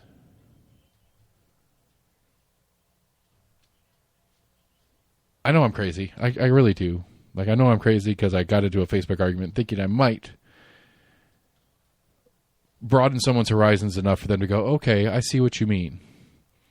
I might have to think about that a little bit. I'm not trying to pretend like I'm going to change anybody's mind in a Facebook argument, but at least one person just goes, huh, I never thought of it that way. Right. That's kind of what the target is. And I know I'm crazy to even hope for that.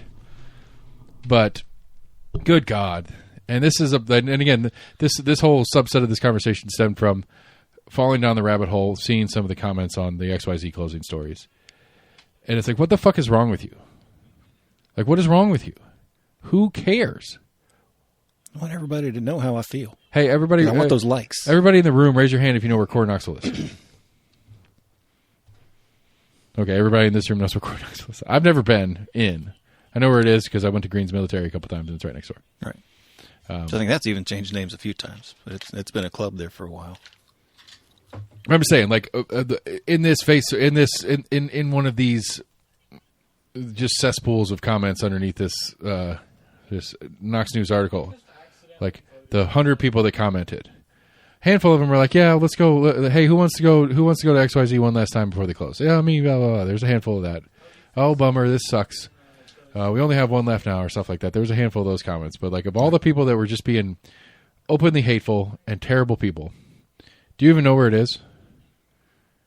Do you know why you don't know where it is? Because you don't go there. Do you know why you don't go there? Because you're not into that fucking scene. Cool. Right. This is a problem that has solved itself. Right.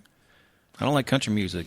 Nobody should go to Cotton Eye Joe. Right. I don't like redneck bullshit. I don't go to Cotton Eye Joe's. And honestly, if you want to talk about a public nuisance, yes, Cotton Eye Joe's got a lot more fucking public nuisance issues. And they're out in the middle of nothing. And some of them were never reported. Right. Well, I mean, you want to talk about some racist fuckery. I know a couple of really good stories about some racist fuckery that used to go on in there. That might have passed now. Right. But a very good friend has a couple of very ridiculous stories of literally, you're not allowed in here. What? You're not allowed in here. Why? My friends are like, you just let my friends in there. I want to go hang out with my friends. And proceeded to beat his ass because he wouldn't just say, "Oh, okay, I'm not coming. You're not going to let me in." Right. Because why again? And then some. Even the free speech advocate me words that I don't say in public or in private for that matter. Right. And so, yeah. But anyway, point being, like, people. This is why Knox County is going to suck and continue to suck. Because in that whole conversation, I kept going back to, yeah, but let's talk policy. Give me a policy thing. You know, and then to his credit, Michael Baer did like say some policy shit about Betsy promised not to raise taxes. Like, yeah, she does. She also promised she's going to fix the roads. Those two statements cannot be true at the same time. With no, not even that. Like, just functionally, the way budgets are required to work by law, those two things cannot happen. Because the only way she's going to make any real significant more money for it if she cuts out of schools. And at this point, even if Knox County schools, it doesn't matter what Knox County schools are, even if in her budget next year she gives the absolute minimum she's allowed to by law to Knox County schools, that may open up like $5 million in next year's budget. How much in sidewalks did we say? $1 million a mile for sidewalks. I don't know what it costs. Asphalt's cheaper, I'm sure. I wouldn't think so. That's one they talked about. Well, if it's only a 3.5 foot span of asphalt, it's probably cheaper. Right. That was one they talked about in the article was just like the gasoline for the machinery and whatnot. Right. But also, I guess, it's petroleum-based product. Right, and not to mention that your fearless leader fucking president is running our economy into the shitter, which is making everything more expensive at the same time. Because we're on like Memorandum of Understanding 6. No, we struck them today. Yeah. I've been completely out of the news loop, the national news loop this week. Other than I did hear there was like a shouting match in the Oval Office, and I did, yeah. And some senators who Trump actively campaigned against, who are finishing their terms out, aren't doing what Trump wants them to do for some reason. Right. And Trump's a little upset that they're not voting the way he wants them to vote. He was mad at them for voting, I guess, when the Senate passed the war powers, trying to restrict his war powers. Right. Which even was only symbolic. There was nothing. There was no function to it. Fucking. I thought, again, let's go back to the Constitution. All right. You First Amendment nutbags out there, let's talk about the Constitution's delegation of war powers and how that's supposed to work. Yeah.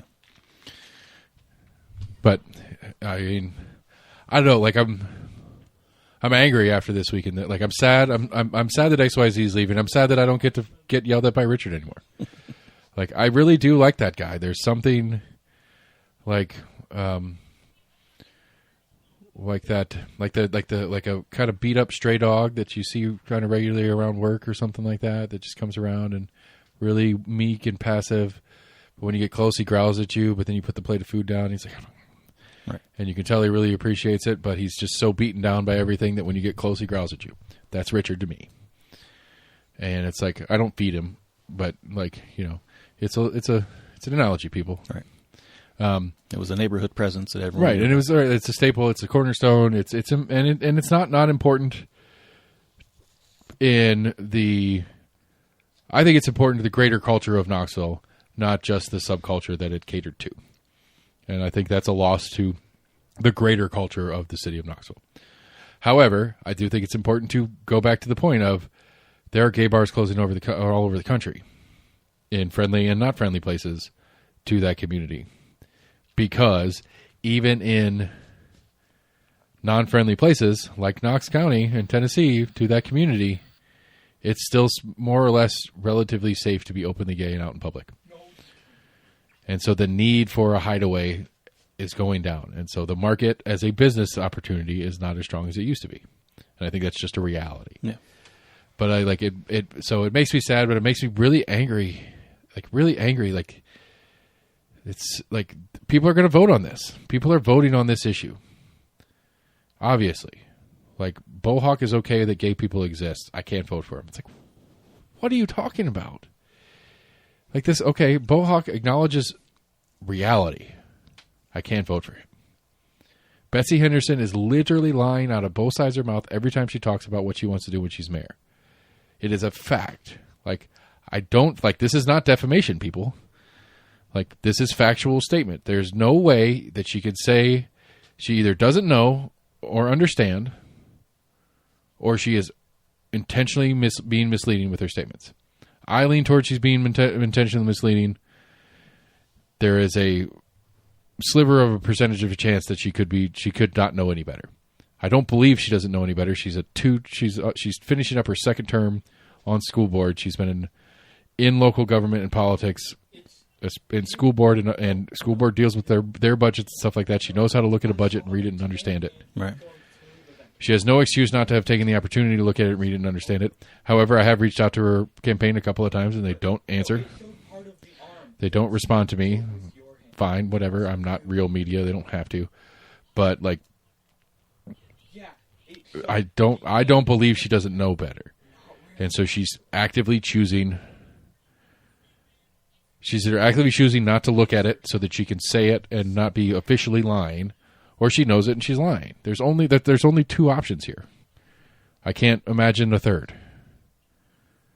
How do you say I'm not going to raise taxes and watch the budget hearings we just went through where they're pulling money out of Knox County schools to pay for county employee raises that aren't school employees, and then they're pulling money out of roads to pick up trash? and say that you're not going to raise taxes, but you're going to get more money into a roads department that just got it taken away because we can't afford to pick up our trash with the current budget that it has. Help me out. Paint me a picture here that makes any sense. What else can you cut? What waste? Like, you keep saying, well, we're going to find waste and stuff. And it's like, I believe you that you're going to find some. But I don't think so. What did we tell you? We just, what, $500,000 came out of roads to go into waste? I can't recall. Something like about $500,000. I don't think you're going to find $500,000 in waste. I think you'll find some. Maybe a couple $100,000. I think you're going to find. I mean, $500,000 might be doable. 10 employees at $50,000 a piece. I'm sure you could find 10 employees that the county doesn't need on staff. So you might get your $500,000 back by trimming that. But that gets us back to 45 miles of roads that should be 80 a year to keep up. So get that $500,000 back, and we'll stay 35 miles a year behind pace to keep our roads fixed. I'm losing my mind here. I want you to tell me something that makes it make sense to me. Right. But nobody cares because we're just going to jump on because apparently Bo marched in like a parade, some workers' liberation something in Venezuela. Like, he actually was in Venezuela marching in some parade for Hugo Chavez or some fucking bad guy. Not Hugo Chavez. Yeah. When was this? Whenever it was like a thing. And so I was about to say, like, May 1st is always like Workers' Day. The celebrated much more in Europe. The sister ball bag story got sidelined by exclusive. Right there. Who put that one out? So from Timmy Burchett, Knox County Mayor candidate Bo Hawk marched in Venezuela for Nicolas Maduro. I don't know what the whole story is. I haven't seen the whole story behind it yet. Oh, Tim is officially endorsing Betsy. Surprise. He already did do it, even though he then said he didn't do it. Did you realize knives are clear, right? That's right. Yeah, he was on his front porch and kind of gave a waffly answer. Right. And then we're like, so you're endorsing Betsy? Oh, no, I'm going to endorse whoever the Republican that wins. It's like, well, Betsy's the only one saying the things that you said is why you're going to vote for the Republican. So you're endorsing Betsy? No. And then that was during the primaries. Yeah. Yeah.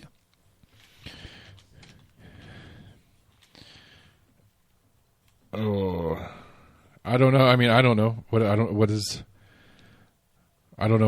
his.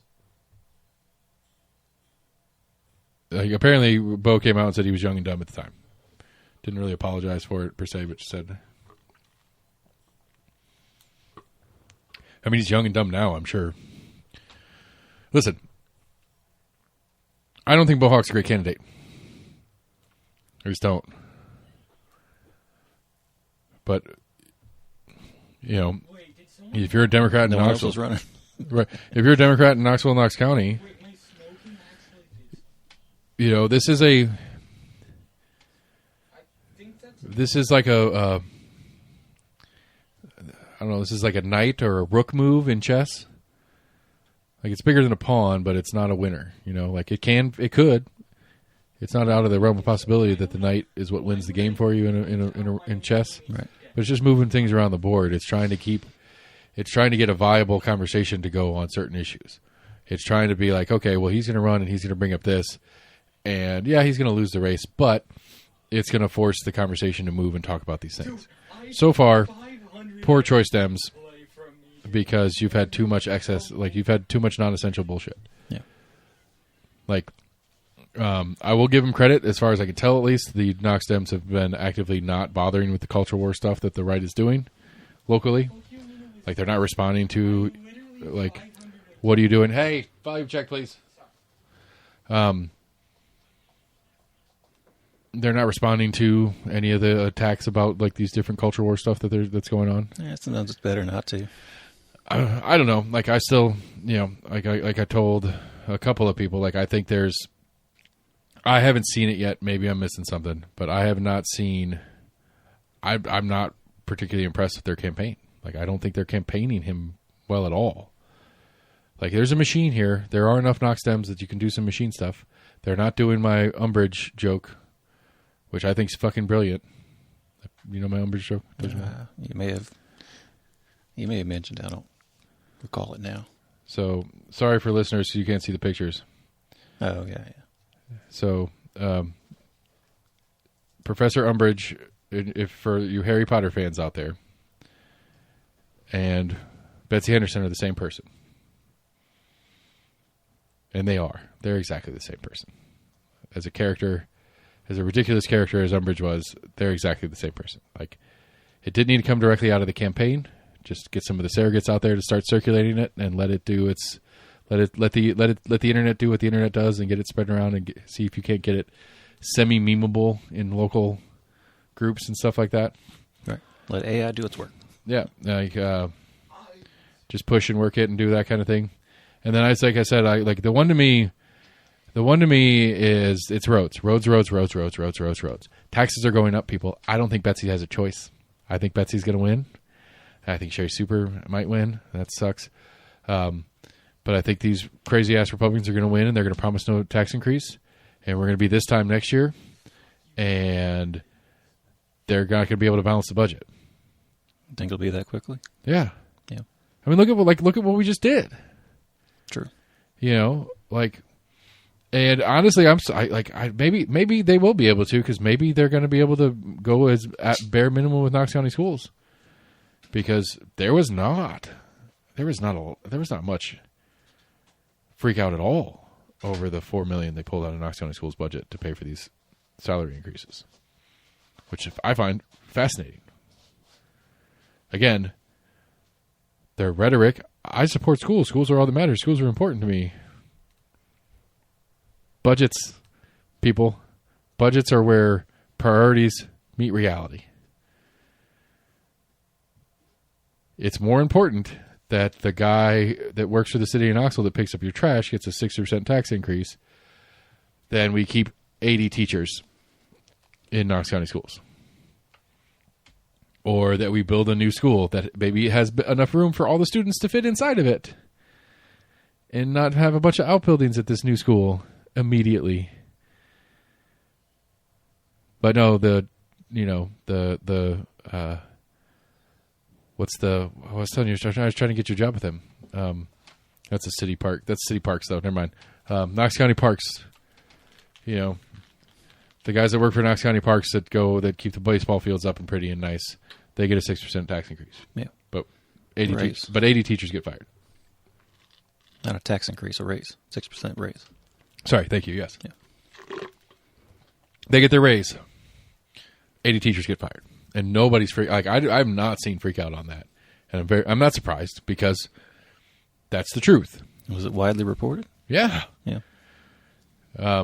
But that's the truth. Like, it's the truth. I know I've said this not too long ago. It's like, I believe nobody really cares about schools, public schools. I don't think anybody. I think the normal John Q citizen does not care about public schools. Parents with students in the public schools don't really care about public schools. It is not a top priority in their voting habits.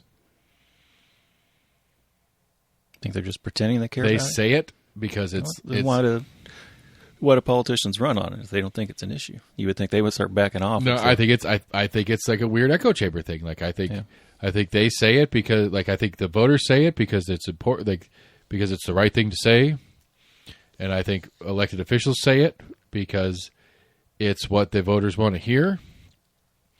I think I think people running for office say it because they know they don't have to be honest about it because the public doesn't really care. They just want to hear it. And so maybe, but again, like that's the result.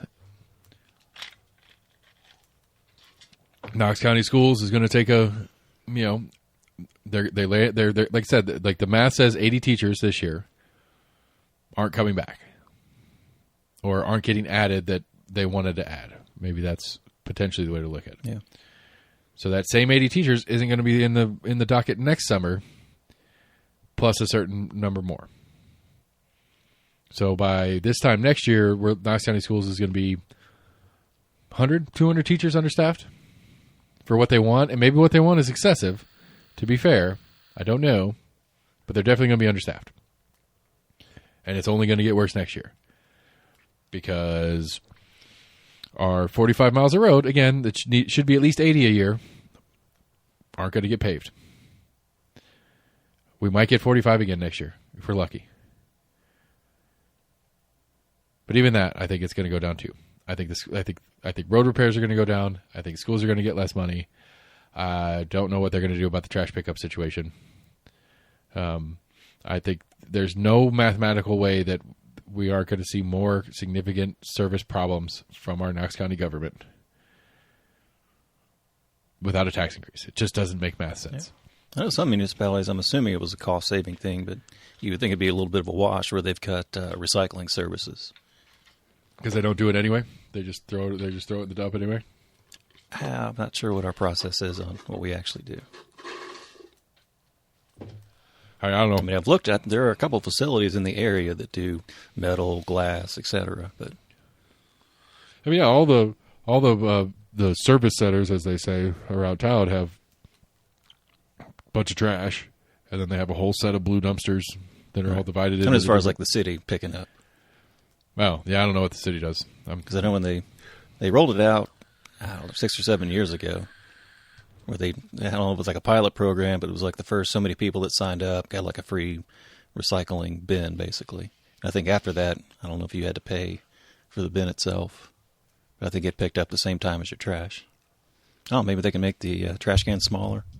Because one of the cities, they're not that big, and you're technically not supposed to like have them like overflowing, like to where the lid won't close, but they still pick it up.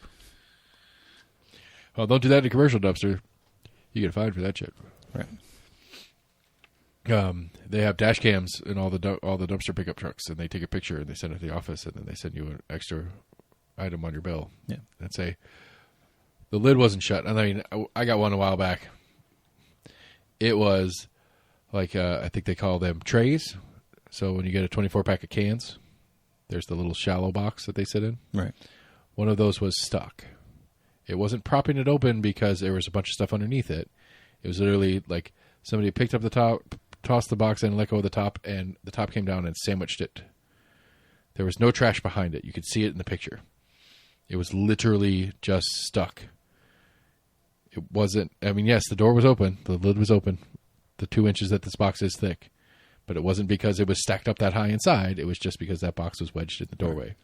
I've seen a couple of videos where $75. Those drivers have like maliciously gone out and I guess forgot that it was on camera, but like went and like fucked with the. They probably get a bonus. When I was working for Old Dominion, that was the thing that they had in place, Right. not for dumpsters. Yeah. So like Old Dominion Incentivize it, yeah. Old Dominion had a thing where it's like, and again, to be fair, like part of the way you price, shipping and freight and stuff like that is by weight. And so like every item in the system had a weight on file, and you were encouraged to, like, some of the forklifts had scales built in, and so it's like pick it up, check it, see what this document says it's supposed to be, and if it's more, you report it, and you get a $5 bonus or shit like that. It's like, okay, well, let me go get a little 10-pound weight and carry it around, put it on the back of my forklift, and every once in a while I'll throw that on the thing. 5 pounds over. 5 pounds over, 5 pounds over, 5 pounds over. I don't know. Whatever. I just made $100. Just got to hit a couple of them. And But I would think if they got rid of the recycling service, that's just going to be adding more that's going into the trash can anyway. Well, so but again, you're it kinda mixing comes city out and wash. this is a county waste issue, not a city waste issue. Right. I'm talking about specifically just city. Right. I don't know what the size of, I don't know what the city's trash collection things are. What else is the county picking up besides the dump? That's it. Yeah. But it's one of those, like, it's one of those to be, it's like it's like the city does with like the big, well, that'd be more of a pain in the ass. The one down close to the Happy Holler where they weigh your car when you go in to see how much you're dropping off. Yeah. You mainly go there to drop off, really large items. Well, that's because like, you pick up regular trash at your house. That's part of. Right. Because what that city service center is to take large items, because they're not going to pick those up from your house, And the real point of them pricing it the way they do is they don't want people like me who own a business to, if like I don't have a city address either, but if it was free for city residents or whatever, I used to all my business trash in the back of my truck, go dump it off there and not pay for a dumpster pickup. Or county, same thing. But I mean, but it's a 6 or half dozen problem. You got to be careful with it too, because you make it too expensive and too hard to do. People are just going to dump it in the woods. Yeah. They're going to dump it in low spots, and then you have to have litter crews go out and pick it all up. And having people go physically pick up the trash is way more expensive than having it dropped off in a trash receptacle. Yeah. And a so, place that lives in South Knoxville, I think it was like right up the street from us. It was like a little dead end, apparently. I only went up there a couple times, but apparently people would go up there and just dump their trash up there. Yeah. Like we have the ball fields have had a problem with it too up here, and because they've had a couple dumpsters that are in the ball fields. And people go fill up the dumpsters, and then they'll be full, and then they'll pile trash around them. Right. And it's like, yeah, but now all the trash is getting thrown in the woods near the ball fields, where at least it was there and easy to pick up. Like I don't want to encourage people to abuse a service, but I also would really not. I'd rather encourage them to abuse a service than to abuse what little bit of green space we have around here. Right. Maybe that's, but again, it's like these are those little finite details of having tight budgets all the time. It's like, if we had a little bit of wiggle room, maybe it wouldn't be that big a deal to expand some services and stuff like that. Do more for things like that make it a nice community, nicer community to live in. Because that's the thing to me. It's like you break down again, budgets are just paper statements of priorities. And so what Glenn Jacobs and the current county commission said is, it is a priority that we keep trash pickup running smoothly. How much of a priority? More of a priority than your road being paved this year. Okay. I don't know. Like I can reason that one out. Yeah. I'd rather not see trash everywhere and deal with a couple potholes. Right. Is it more of a, and so then the county also when it said it's more of a priority that our entire staff gets a 6% raise than it is that Knox County Schools has X number of teachers or has the ability to expand this much in capital this year. That's the priority they put forth, and that's the priority they said. And apparently the public's good with it. And so this is where we are. Because the priority to the public is not to pay any more taxes. Which I agree with. I don't want to pay any more taxes either. Let me be super clear. My goal is not, it's not that I want to pay more taxes. But I'm willing to pay taxes for service. Right. I'm willing to pay taxes to have roads that are drivable. I'm willing to pay taxes to have an education system that's worth a shit. Right. I have a park I can go to that's not overgrown with everything. Right. Or full of trash or whatever. Like I'm willing to, that it's an exchange. It's supposed to be a trade-off. It's a deal. And this is from the guy who just doesn't trust the government to do anything well. Like I'm willing to take that faith leap and say, okay, you handle this. I'm willing to let you handle this. I haven't seen any update on the Backroom Knox's audit of the Knox County budget. Oh, okay. Because it was last year's budget. It was a countywide audit that he was doing. Digging through the financials. What's that? Digging through the financials. He was going to, he was fucking running his Facebook page was just, can't wait to show off this explosive craziness that's going on here. Because it was a campaign, it was a PAC move basically for Betsy Henderson. Well, maybe he had to change his thing since the budget just came out. Now he's like, well, now I got to dig through this. No, new budget. it wasn't. He didn't find what he like. I don't. This is me guessing at it, but I'm pretty sure he didn't find what he thought he was going to find. Yeah, I think he got in there and found out that it's as lean as it can be. That there's nothing explosive that he can report on it, but he's a Betsy Henderson succubus. Yeah. And so he couldn't go public and be like, yeah, everybody, our budget's perfect and as good as it is. Well, that really doesn't help Betsy's campaign, so he just shut up about it. Yeah, I was arguing with my roommate. He was bitching about government and money or whatever. So I don't know where they're spending it. And I'm like, well, at least it's harder to find it at the federal level. I was like, but at the local level, I was like, you can go online. I was like, it's all, publicly accessible. You can look at their budget. You can look at line items. It's not going to go into full detail, but you can see. You can at least go department by department and understand what the departments do. Right. I was like, it's all publicly accessible. Listen, I mean, you could cut some money out of zoning and inspections for all I give a shit. Those guys are fucking worthless. Right. I mean, not to toot my own horn or nothing, but it's like I've been through the process. I've never met a contractor ever. Like I've had like some high dollar contractors. I was sitting and chatting with this guy that like multi-million-dollar projects. He's a contractor. He's the general contractor for a development company, and he comes out and actually does the job site. And he's like, and I was joking with him about how fast they were getting this building going. He's like, yeah, we're behind schedule. We're usually faster than this. We had a problem with the engineering. Sent the plans for a specific piece of this building we were building. It was a condo set, so each unit in the condo had the same staircases, and so the plans from the engineering to the manufacturer of these staircase prefabs that they were doing, the numbers went wrong by like an inch and a half. And so they show up and they're on site, and all the guys on site are like, "These don't fit, man." And he's like, "What do you mean they don't fit?" So they measure them out. Like they're fucking wrong. And so like he's talking about how he's spent like 3 days yelling at the engineer and yelling at this and trying to figure out who was at fault and how they were going to get fixed and all this stuff. But then it was like, okay, well we got the correct plans to them, and then they're redoing the prefab, and then they're sending them to us. But it put us like a week behind because now we don't have staircases, and so it's harder to work on the second floor. But we are working on the second floor where we can, blah blah blah, all this different stuff. And I was like, man, that's pretty rough. He's like, it's nothing, dude.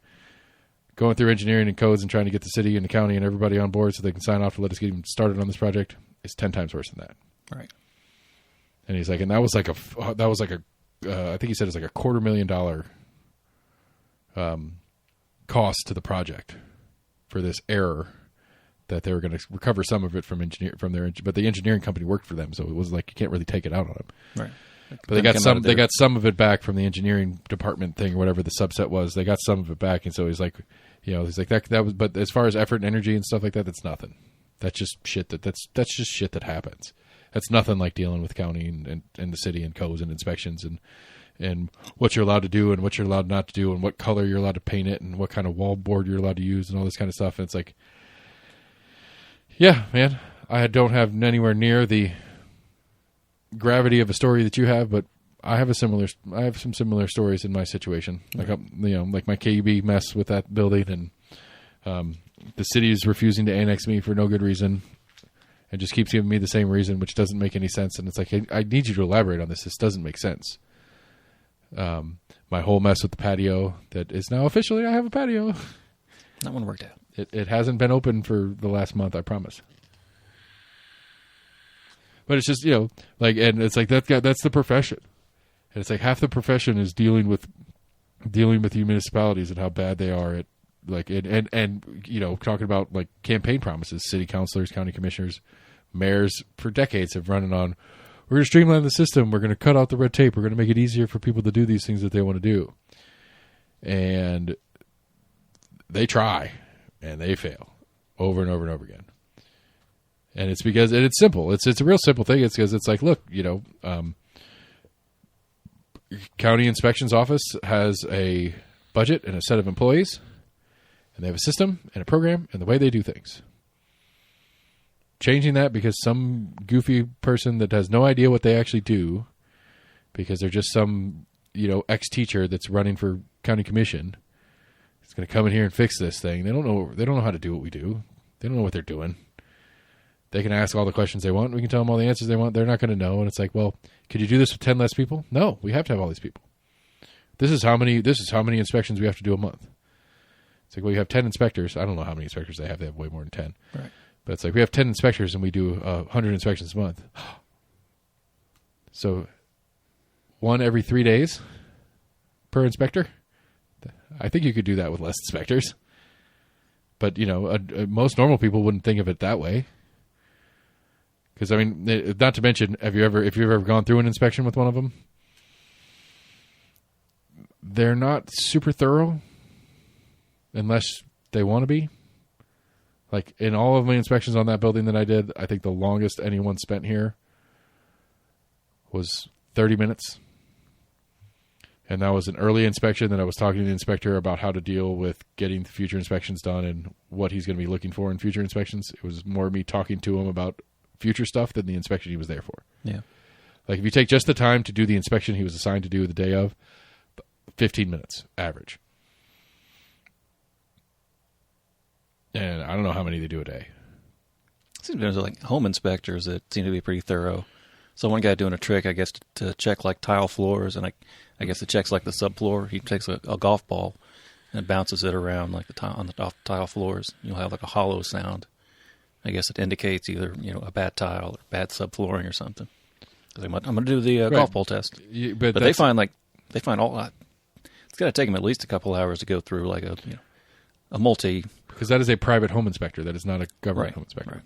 That is a guy whose sole profession and income is for doing inspections. Because what his job is to help you, the buyer, make sure you're not buying a lemon house. Right. That's not the county's job. It's not the city's job. That's not why we have these codes and stuff in place.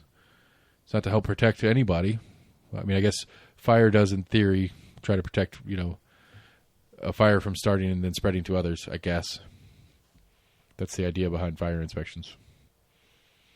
But yeah, I mean, that's my problem with it. It's like, okay, if it was some sort of stamp of approval that proves that X, Y, or Z has happened and that there's value here or whatever, it's like these appraisals go out. It's like, my house was appraised for X number of dollars. If I go put a for sale sign in the front yard, am I going to get that much? Probably not. Maybe. I'll probably get more than that the way the market is right now. Yeah. But I'm just saying, like, it doesn't mean anything. All the appraisal means is how much they're allowed to tax me on. But because of the way the state law works, is they just have to reduce the tax rate to make sure they're taxing me about the same. I think I'm going to pay a little bit more after this process finishes because I exceed the 60% increase thing. It's a whole big mathematical nightmare. But on average, throughout the county, everybody's going to pay the same. Which it's really it's a bell curve situation. Half of Knox County residents are going to pay a little bit less. Half of Knox County residents are going to pay a little bit more. And it's going to math out to the same. Yeah. But it doesn't prove anything. It doesn't change anything. It doesn't, like theoretically, I could use that if I was going in to get a loan. I could use that appraisal but 9 out of 10 banks that are going to give the loan are going to send a new appraisal out, and they're going to pay a third-party appraiser to come out and do it and make sure that the value, like if I'm asking for a $200,000 loan and I have $100,000 that I still owe in the mortgage, they're going to make sure that house exceeds $300,000 in value. Really? With an inspection of their own, not the county's appraisal. I wouldn't have thought that. Because the bank doesn't give a fuck. All the bank wants to know is that if the shit hits the fan, like they can take my shit and get at least as much as they gave me back. But the mortgage has first right on lien, so the bank will get the first set of money when the house gets sold. And so if there's already a mortgage on it and the bank's given a second loan on the house, those two numbers have to add up to the value of the house has to be more than the sum of those two numbers, or that second bank won't give the loan. Not for that much. Right. Because all they care about is there's collateral for us to get our money back with some bonus. Period. So that's where they're at. And so, like, again, it doesn't mean anything, but it means a lot. And it's like, this is, I don't know, codes enforcement. Codes enforcement too, I guess. They can suck a dick and they can fire a lot of people in that office too, and I probably wouldn't hurt my feelings. But like the actual inspection side of it, like respectfully, like I don't see the value in what you're doing. It's not like, again, like if it was to protect the public, okay, show me how it protects the public. Protects the public from buying, protects the public from being safe in a building. I don't know. But it doesn't protect me, the owner, that says, okay, well, I did it to code. If something bad happens, I'm still liable. Like it doesn't protect me and my insurance.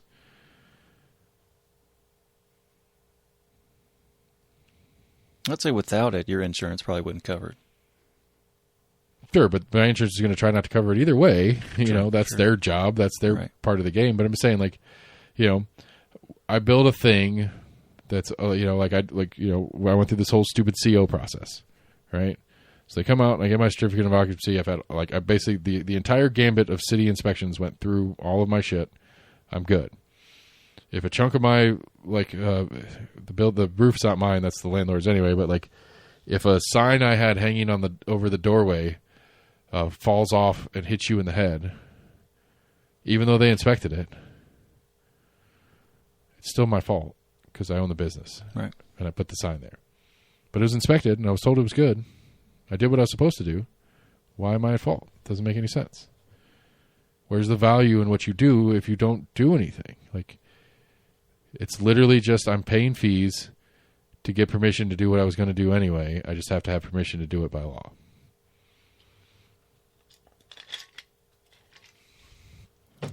Maybe that's somebody that'd be a good interview. Be like, hey, tell me what you do and why.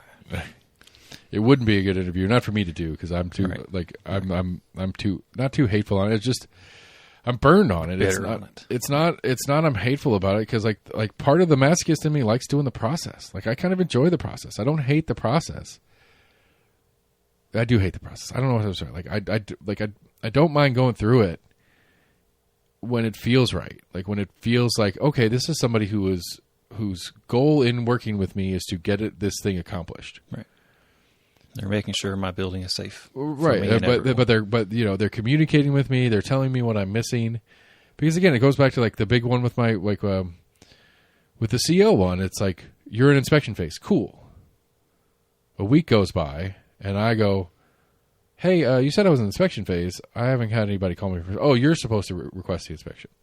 Why the fuck would I know that? Right. That's just, it's just bad customer service. Maybe if you want to take it out of a governmental and put it into a business format, because I like to look at things in business format. And I guess that's normal now too. Like I don't know, but maybe it's the old man in me, but I feel like customer service sucks everywhere now.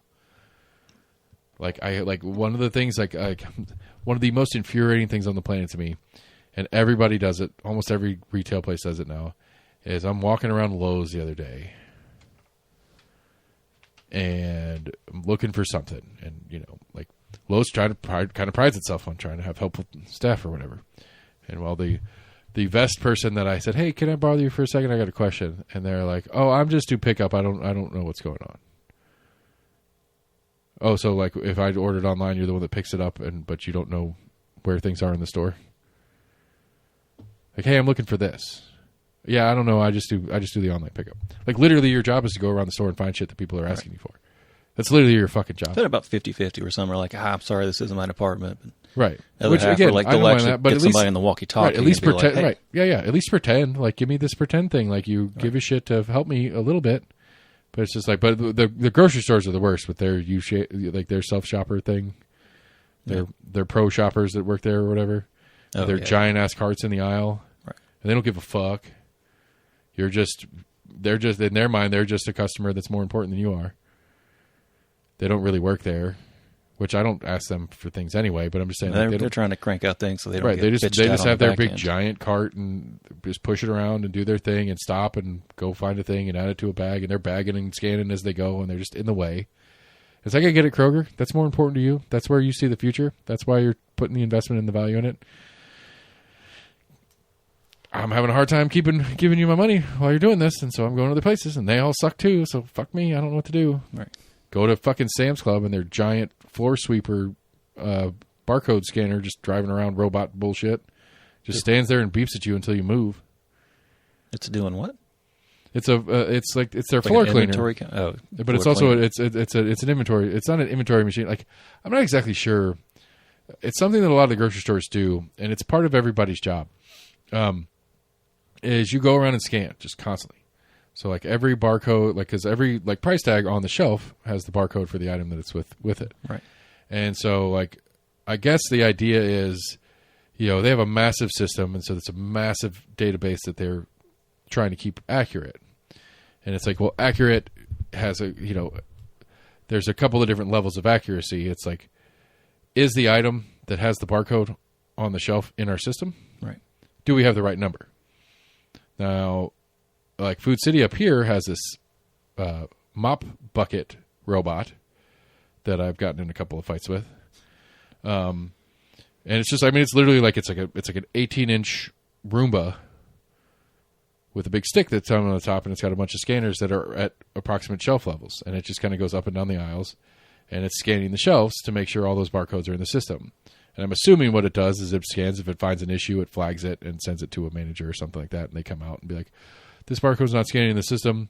It's the one on the package. We got to get this. And they go and they go through the process to get whomever to make sure that item's in the system.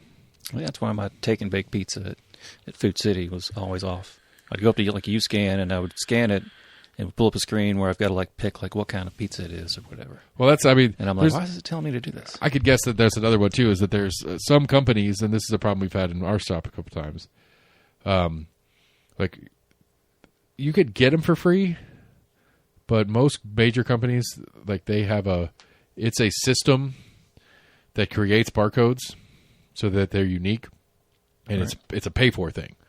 Like if you want a good barcode system for your products, you pay for them. Right. And so some companies don't pay for them, and they go and one of the ways to make, or they do pay for them, but one of the ways to make it cheaper is if you have variants like a pizza, you just have the same barcode on all the pizzas because they price the same. They like if your retail's the same, who cares, right? The retail's slightly different from like a cheese to a pepperoni to like a Supreme. Is it? It's like $1. Really? It's like $1 increment. Yeah, or something like like I would like. We've had that issue where there's been a few brands that just use one barcode, but most of the time it's because the price of the item is the same. It's just that this one's cherry flavored, this one's grape flavored, this one's whatever. I was thinking with that one, like where they're at in that little kind of open cooler, I don't think there's any barcodes on that bar or whatever. It's just on the item. But if it asks, if it pops up on the screen and asks you for the variant, that seems like it's intentional and they know it. Maybe. You know what I mean? Like, Yeah. like if it scans and it's wrong, or if it scans and it says not found, that's because there's a system issue. Right. But if it scans and tells you to do something, like if it scans and it says put it on the scale because it's a by weight product, Right. It knows what it's supposed to be doing. And so, but like I hate those things. I hate those things. I hate those things. I hate those things because like there's no like. But again, like as compared to some of the humans that are working in these places too, it's not particularly different.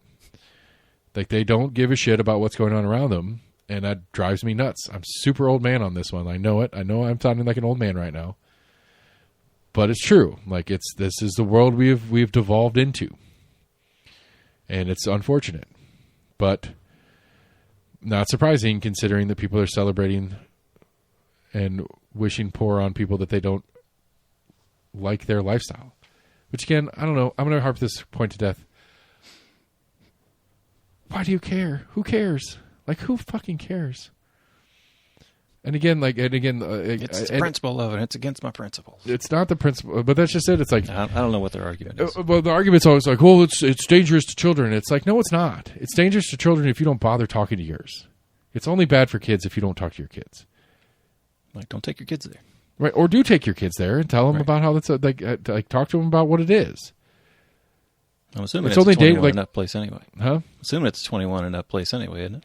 XYZ is, but the Pride Parade and stuff is all ages. Right. But it's like but it's not even take your kids there. Who cares? This is reality. This is the world. Deal with it. Let's not pretend like these things don't exist, and if we just banish them into the darkness, we won't have to deal with it. No, that's not the way it works. You banish it into the darkness, it's going to come back worse. Hence, all of the terrorist bullshit that we've dealt with for the totality of time. Yeah. We keep beating people over the head and telling them it's not okay to be who they are. They just get angry and more radical and do more crazy shit. I'm not advocating for that, to be fucking clear. But it's hard to blame somebody who's gotten beaten down for who they are their entire life for losing their shit and doing something terrible. It's hard to blame them for that. It's not okay that they did that, but it's hard to blame them for that. It's hard to pretend like, like, where did that come from? That's crazy. Why would they do such a thing? So I don't know. You told me I shouldn't exist. And you told my family and friends and bosses not to interact with me anymore. And you made me you cost me my job. You passed a law that made it illegal for my landlord to keep renting to me. And so I went homeless. I don't know. You're actively trying to destroy my life. And I decided to hit back. Doesn't seem that weird to me. Like, hey, let's go. Let's talk about the what's Iran done right now? This whole Iran thing. I remember making this analogy when there was first a little bit of pre-ovation of like Iran being like, hey, this whole thing that you're doing in Gaza is not cool. Could you kind of stop, please? And then we struck. Did we strike Iran or did Israel strike Iran, or did we strike them together before the full war started? Israel had like a 10-day war with them, and then we struck them like last summer. Yeah, that whole 10-day war with them. And I remember making the analogy. It's like the little puny dork kid, nerdy dork kid that's got Mike Tyson standing behind him all the time. Where Israel is the little dork kid who physically can't defend himself, but always has this giant monster of a human being standing right behind him. And Iran's just sitting there getting punched in the dick over and over again by this little puny kid and wanting to hit him back, but then looking over your shoulder and seeing Mike Tyson. Eventually, you just say, fuck it. And what we learned, I think, is Mike Tyson's old and out of shape. And that's a new type of war. Maybe Iran's fuck it isn't as suicidal as we thought it was. As even they thought it was. You know what I mean? Like, it's not going great for them. Don't get me wrong. They're not in a great place. But I don't know. I think it felt to me like they thought that if they hit back, they were going to get annihilated. And that's what we said we were going to do. Doesn't seem like what we did. Like, I don't know. I'm not going to say there's never a real winner to a war, but sure shit ain't us. Sure shit ain't Israel.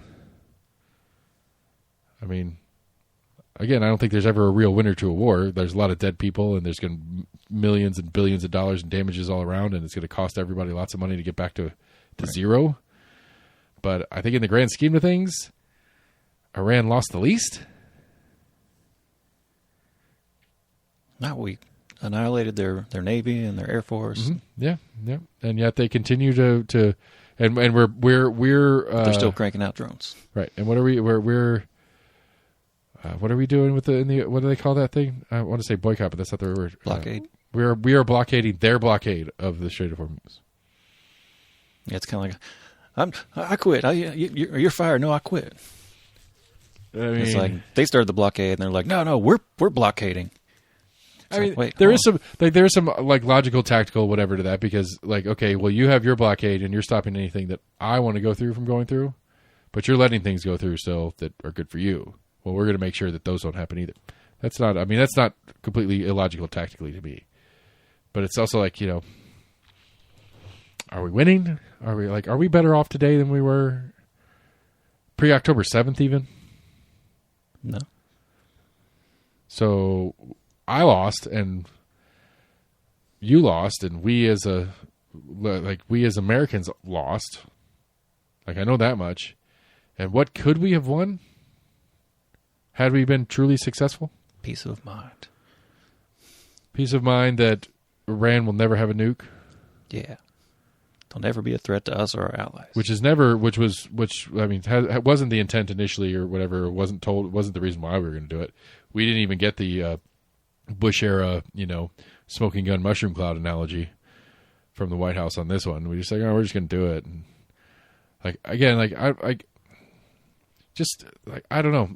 Like I go back and forth. Like, part of me is kind of glad that they didn't bother, that they didn't pretend, they didn't put on a dog and pony show to sell this war to us because it was unsellable. But part of me feels like it's like, I think that's what a lot of people kind of became, you know, disenchanted by it because there was no kind of clear explanation. Because there's no clear point. That's what I'm saying. Right. Like, you know, like, I'm not sure, like, it's weird. Like, I'm not sure if I feel better that we weren't lied to about it. And I would be upset that we did it and were lied to, or that I'm just upset that we did it. You know what I mean? Like, yeah.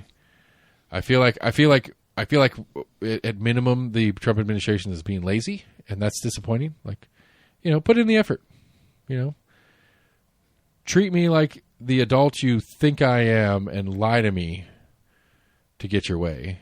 I did a little bit. It was like, you know, we're winning and we've done this. But right, they lied to us about what was happening, but they didn't lie to us about why. Sure, that's what I'm saying. Like, at least, you know, I'm not just some 2-bit hooker, man. At least, you know, buy me some flowers. Take me to dinner first. You know. I mean, they told us that they were trying to stop their capabilities of missiles, etc., which protects our allies, but also protects our bases in the region. Right. And let's ask the Saudis and the UAE how well we protected them through this process. I want to say it was this past week. There was a big story of Iran. I don't know if it was a drone strike or whatever blowing up. It was like, I think it's like the world's biggest natural gas field. Nice. So they blew up a huge facility there. Which Qatar? No, it was in UAE. Oh, okay. But apparently they just tried to like restart that, and I think they had a handful of like deaths because of like explosions after they tried to restart it. I guess there were still some leaks, there's still some damage somewhere that they weren't aware of whenever they tried to restart it. I mean, gas prices have started coming down a little bit. But Natural gas? No, I mean gasoline gas. Oh, okay. That's one thing that Trump was complaining about, that oil prices has gone down, but gas prices hadn't fallen as much. And these people are like, it's not a one-to-one type thing. Never. Oh, whatever. Oh my God, I don't want to do it anymore. I don't want. It's like gasoline isn't falling fast enough. I just don't like. It's a global commodity. I'm very like again to surmise the whole show for me. I'm very sad. I'm very sad that I went through these comment sections because these are the people who vote. Obviously. So, I mean, some people just like to bitch, and that's true. But it's still. I mean, but some of them couldn't even been bots. Yeah, that's true too. They're just trying to stir it up and get more engagement to the story. Why? Like, I don't understand why you would live that way. Why would you just live to be hateful? Some people see it as a purpose. They feel like they're doing something. Again, I'm making my voice heard. I'll go back to the same question. It's like, then, which I guess they are doing. They're lying to me about what their value of purpose is, but not really. I don't know. Like, let's go down to like again, like just on the like. Some people are just motivated to stir shit. I mean, that's me, right? But that's because I'm the singular voice in the room that's going to punch back on them being dumb. Like, like it's not really stirring shit if you're on top of the pile. You know what I mean? I mean, I guess it is, but you're not doing like, I don't know. Again, let's fight about policy stuff. Let's have a conversation about policy and shit that matters. Right. If you think that being cool with a man in a dress means your policy sucks, then I don't know what to do for you. Yeah, I can expect someone that points out a problem and has some sort of solution versus someone that just complains about any kind of problem. It's like, all right, well, what's going to fix it? What's your idea? Well, yes, but not even that. But it's because that's not a fair. I agree with you. That's something I need to do better at because I do like to complain about stuff without solutions. But I think there's a difference in the politics of it. It's like, I mean, that's not a fair thing to say. Like, oh, you're just some John Q citizen and you're complaining about a thing. You should have a solution. It's like, nah, you're allowed to complain about it, but you at least need to, if you're going to complain about it, spend the equal amount of energy educating yourself on who is running to the one that's actually capable of fixing that. Or take a half a second to educate yourself. Is this a government problem? Should this be a government problem? Is this something the government needs to step in and handle for you? Because most of you say you're Republicans. And Republicans say it's not the government's job to get involved in these kind of things. Right. So, let's say, like, put some effort into what you're going to complain about. Right.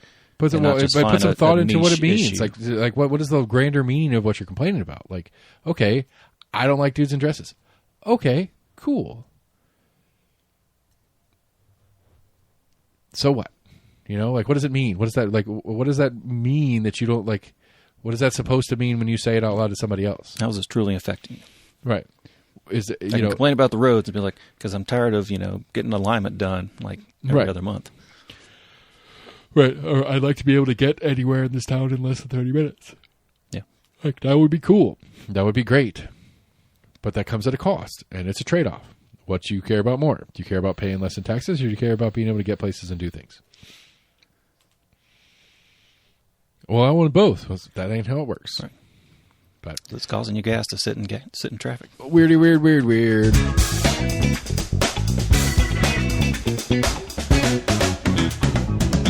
right. Might have a semi-local one here. Will Red Grooms' whimsical, wonderful Tennessee Foxtrot Carousel ride again? For a few years, let's see here, at the turn of the century, Nashville was home to a remarkable carousel, described by its artist-creator Red Grooms as a sculpto-pictorama. The horses were 36 whimsical figures related to Tennessee. Legendary country musician Chet Atkins rode neck of guitar. Davy Crockett wrestled a bear. You could even ride a chigger, a summer mite that latches onto ankles, causing an intense itch. Let's see here. The carousel was magical, but was perhaps in the wrong place at the wrong time, perched on the riverfront at the edge of downtown Nashville when the area was up and coming, but not quite the tourist draw of today. When it could no longer support itself financially, the carousel was disassembled and given over to the care of the Tennessee State Museum, which placed it in storage facility where it sits to this day. Get it out. Come on. Now, more than 20 years later, momentum is building for the carousel to ride again. I mean, that's one of my, like, the local, I want our Rubik's Cube back. Where is the World's Fair Rubik's Cube? I don't remember ever seeing that. Last time I saw it. Is it a functional? No. Oh, okay. Maybe. I don't know.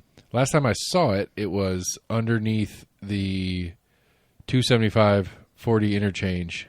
Like if you're going east on 40 and you're going to take the Henley Street exit. Like right now, there's like 4 Visit Knoxville trailers lined up right there. Every once in a while, there's they put it's surplus city residential trash cans. Like it's just like a weird little lot that's tucked in under all that interstate infrastructure. Last time I saw it, it was there. I don't know where it is now. I mean, we go back to that Cradle of Country Music Park sculpture fiasco. Right. They cost multiple millions of dollars and blah, blah, blah. You could have built that same platform and put that giant Rubik's Cube on it with an awning. Perfectly happy people. No, people would still be pissy about that. You're right. I wonder what the Rubik's Cube is supposed to symbolize. I mean, it was just... I mean, the world's a puzzle. When did we have the fair? Summertime. When was the World's Fair? Oh, 82. 84? 82. 82? Yeah. When was the Rubik's Cube invented? No idea. I mean, it was at the height of its craze. Like that was like I'm pretty sure that was the thing. It's like it was an original thing for the okay. It was like super popular and it might have been a promotional thing. I was thinking it was a more like recent thing, or within the past 15, 20 years or something. No, it was part of the World's Fair. Gotcha. But yeah.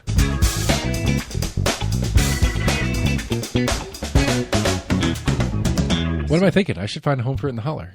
Why am I thinking about putting it somewhere downtown? Fuck those guys. Yeah. Bring me the Rubik's Cube in the holler. That how big it is and how much it costs to move it down there. Well, the guy that owns the only get approved space to put it somewhere on the corner. Right. The only space I could think of that we put it in.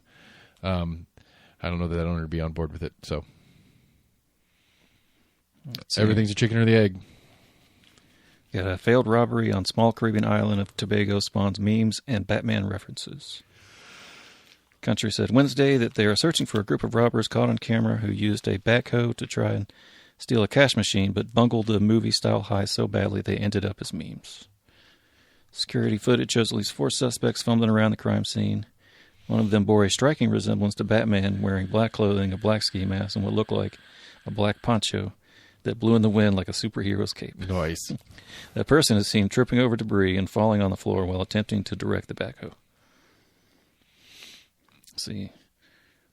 The police said efforts to remove the vault proved futile after the arm of the backhoe sustained damage during the incident early Wednesday. Way to go, guys. Good job. I don't know how... there's no comment to that. I think that story speaks for itself. I don't have anything to add to that. The failed attempt lasted over 10 minutes, all while a state of emergency remains in effect. That's what you get, dummies. Had memes pop up, callers on morning radio made fun of the failed robbers, and local newspaper headlining its story, Batman and Robbing. Good job. Yeah, so that's a show, people. I think I can't think of anything else we could touch on after that story. I feel like I've devolved into this like one trick pony. I just complain about Knox County voters being dumb, being hateful. And again, I don't know who I want to vote for. To be honest, I might write myself in for mayor at this point. It's not about the Maduro thing. I just don't have any. I don't see any policy push. Like I don't see the Bo campaign doing anything policy conversationally. It's just I think it feels to me like they've just kind of like settled into this guy's going to lose. Has he changed anything on his website? I don't know. I haven't looked in a while. Maybe I should do that before I keep. I guess you haven't got any flyers or anything like that. No, I haven't gotten anything from. Yes, would it still be kind of early for flyers? Yeah. I mean, early voting's the election's in August. Early voting will be late July. It'll get hot pretty quick. Here after 4th of July, I think is what it will really turn on. Yeah, it's all the same stuff. Anyway, that's the show, people. We'll do a deep dive. Maybe I'll reach out to Bohawk and get to talk to him. See if he'll call in on next weekend. Yeah. We'll see what happens. All right, here we go. I almost hit the wrong button. I was real close to just moving it to another News of the Weird. Almost an Agreement at gmail.com, Facebook, Twitter, YouTube. Go to the website, almostagreement.com. Check out what's going on there. We'll be back next week with more news and maybe a chat with Bohawk. Who knows? We'll see what happens. Almost an Agreement. Favorite podcast provider. Like, friend, share, follow. Text your friends. Do the sports show. We appreciate you guys for listening. We'll be back next week with more ridiculous me being hateful towards my neighbors. Air quotes. Grand scheme of things, neighbors. So, if you're out and about today, on Saturday, on release day, and you want to be part of the fond farewell for XYZ, come down to the holler and stick your head in there and tell Richard that I love him, whether you do or not. Almost Agreement. Thanks, everybody. See you back.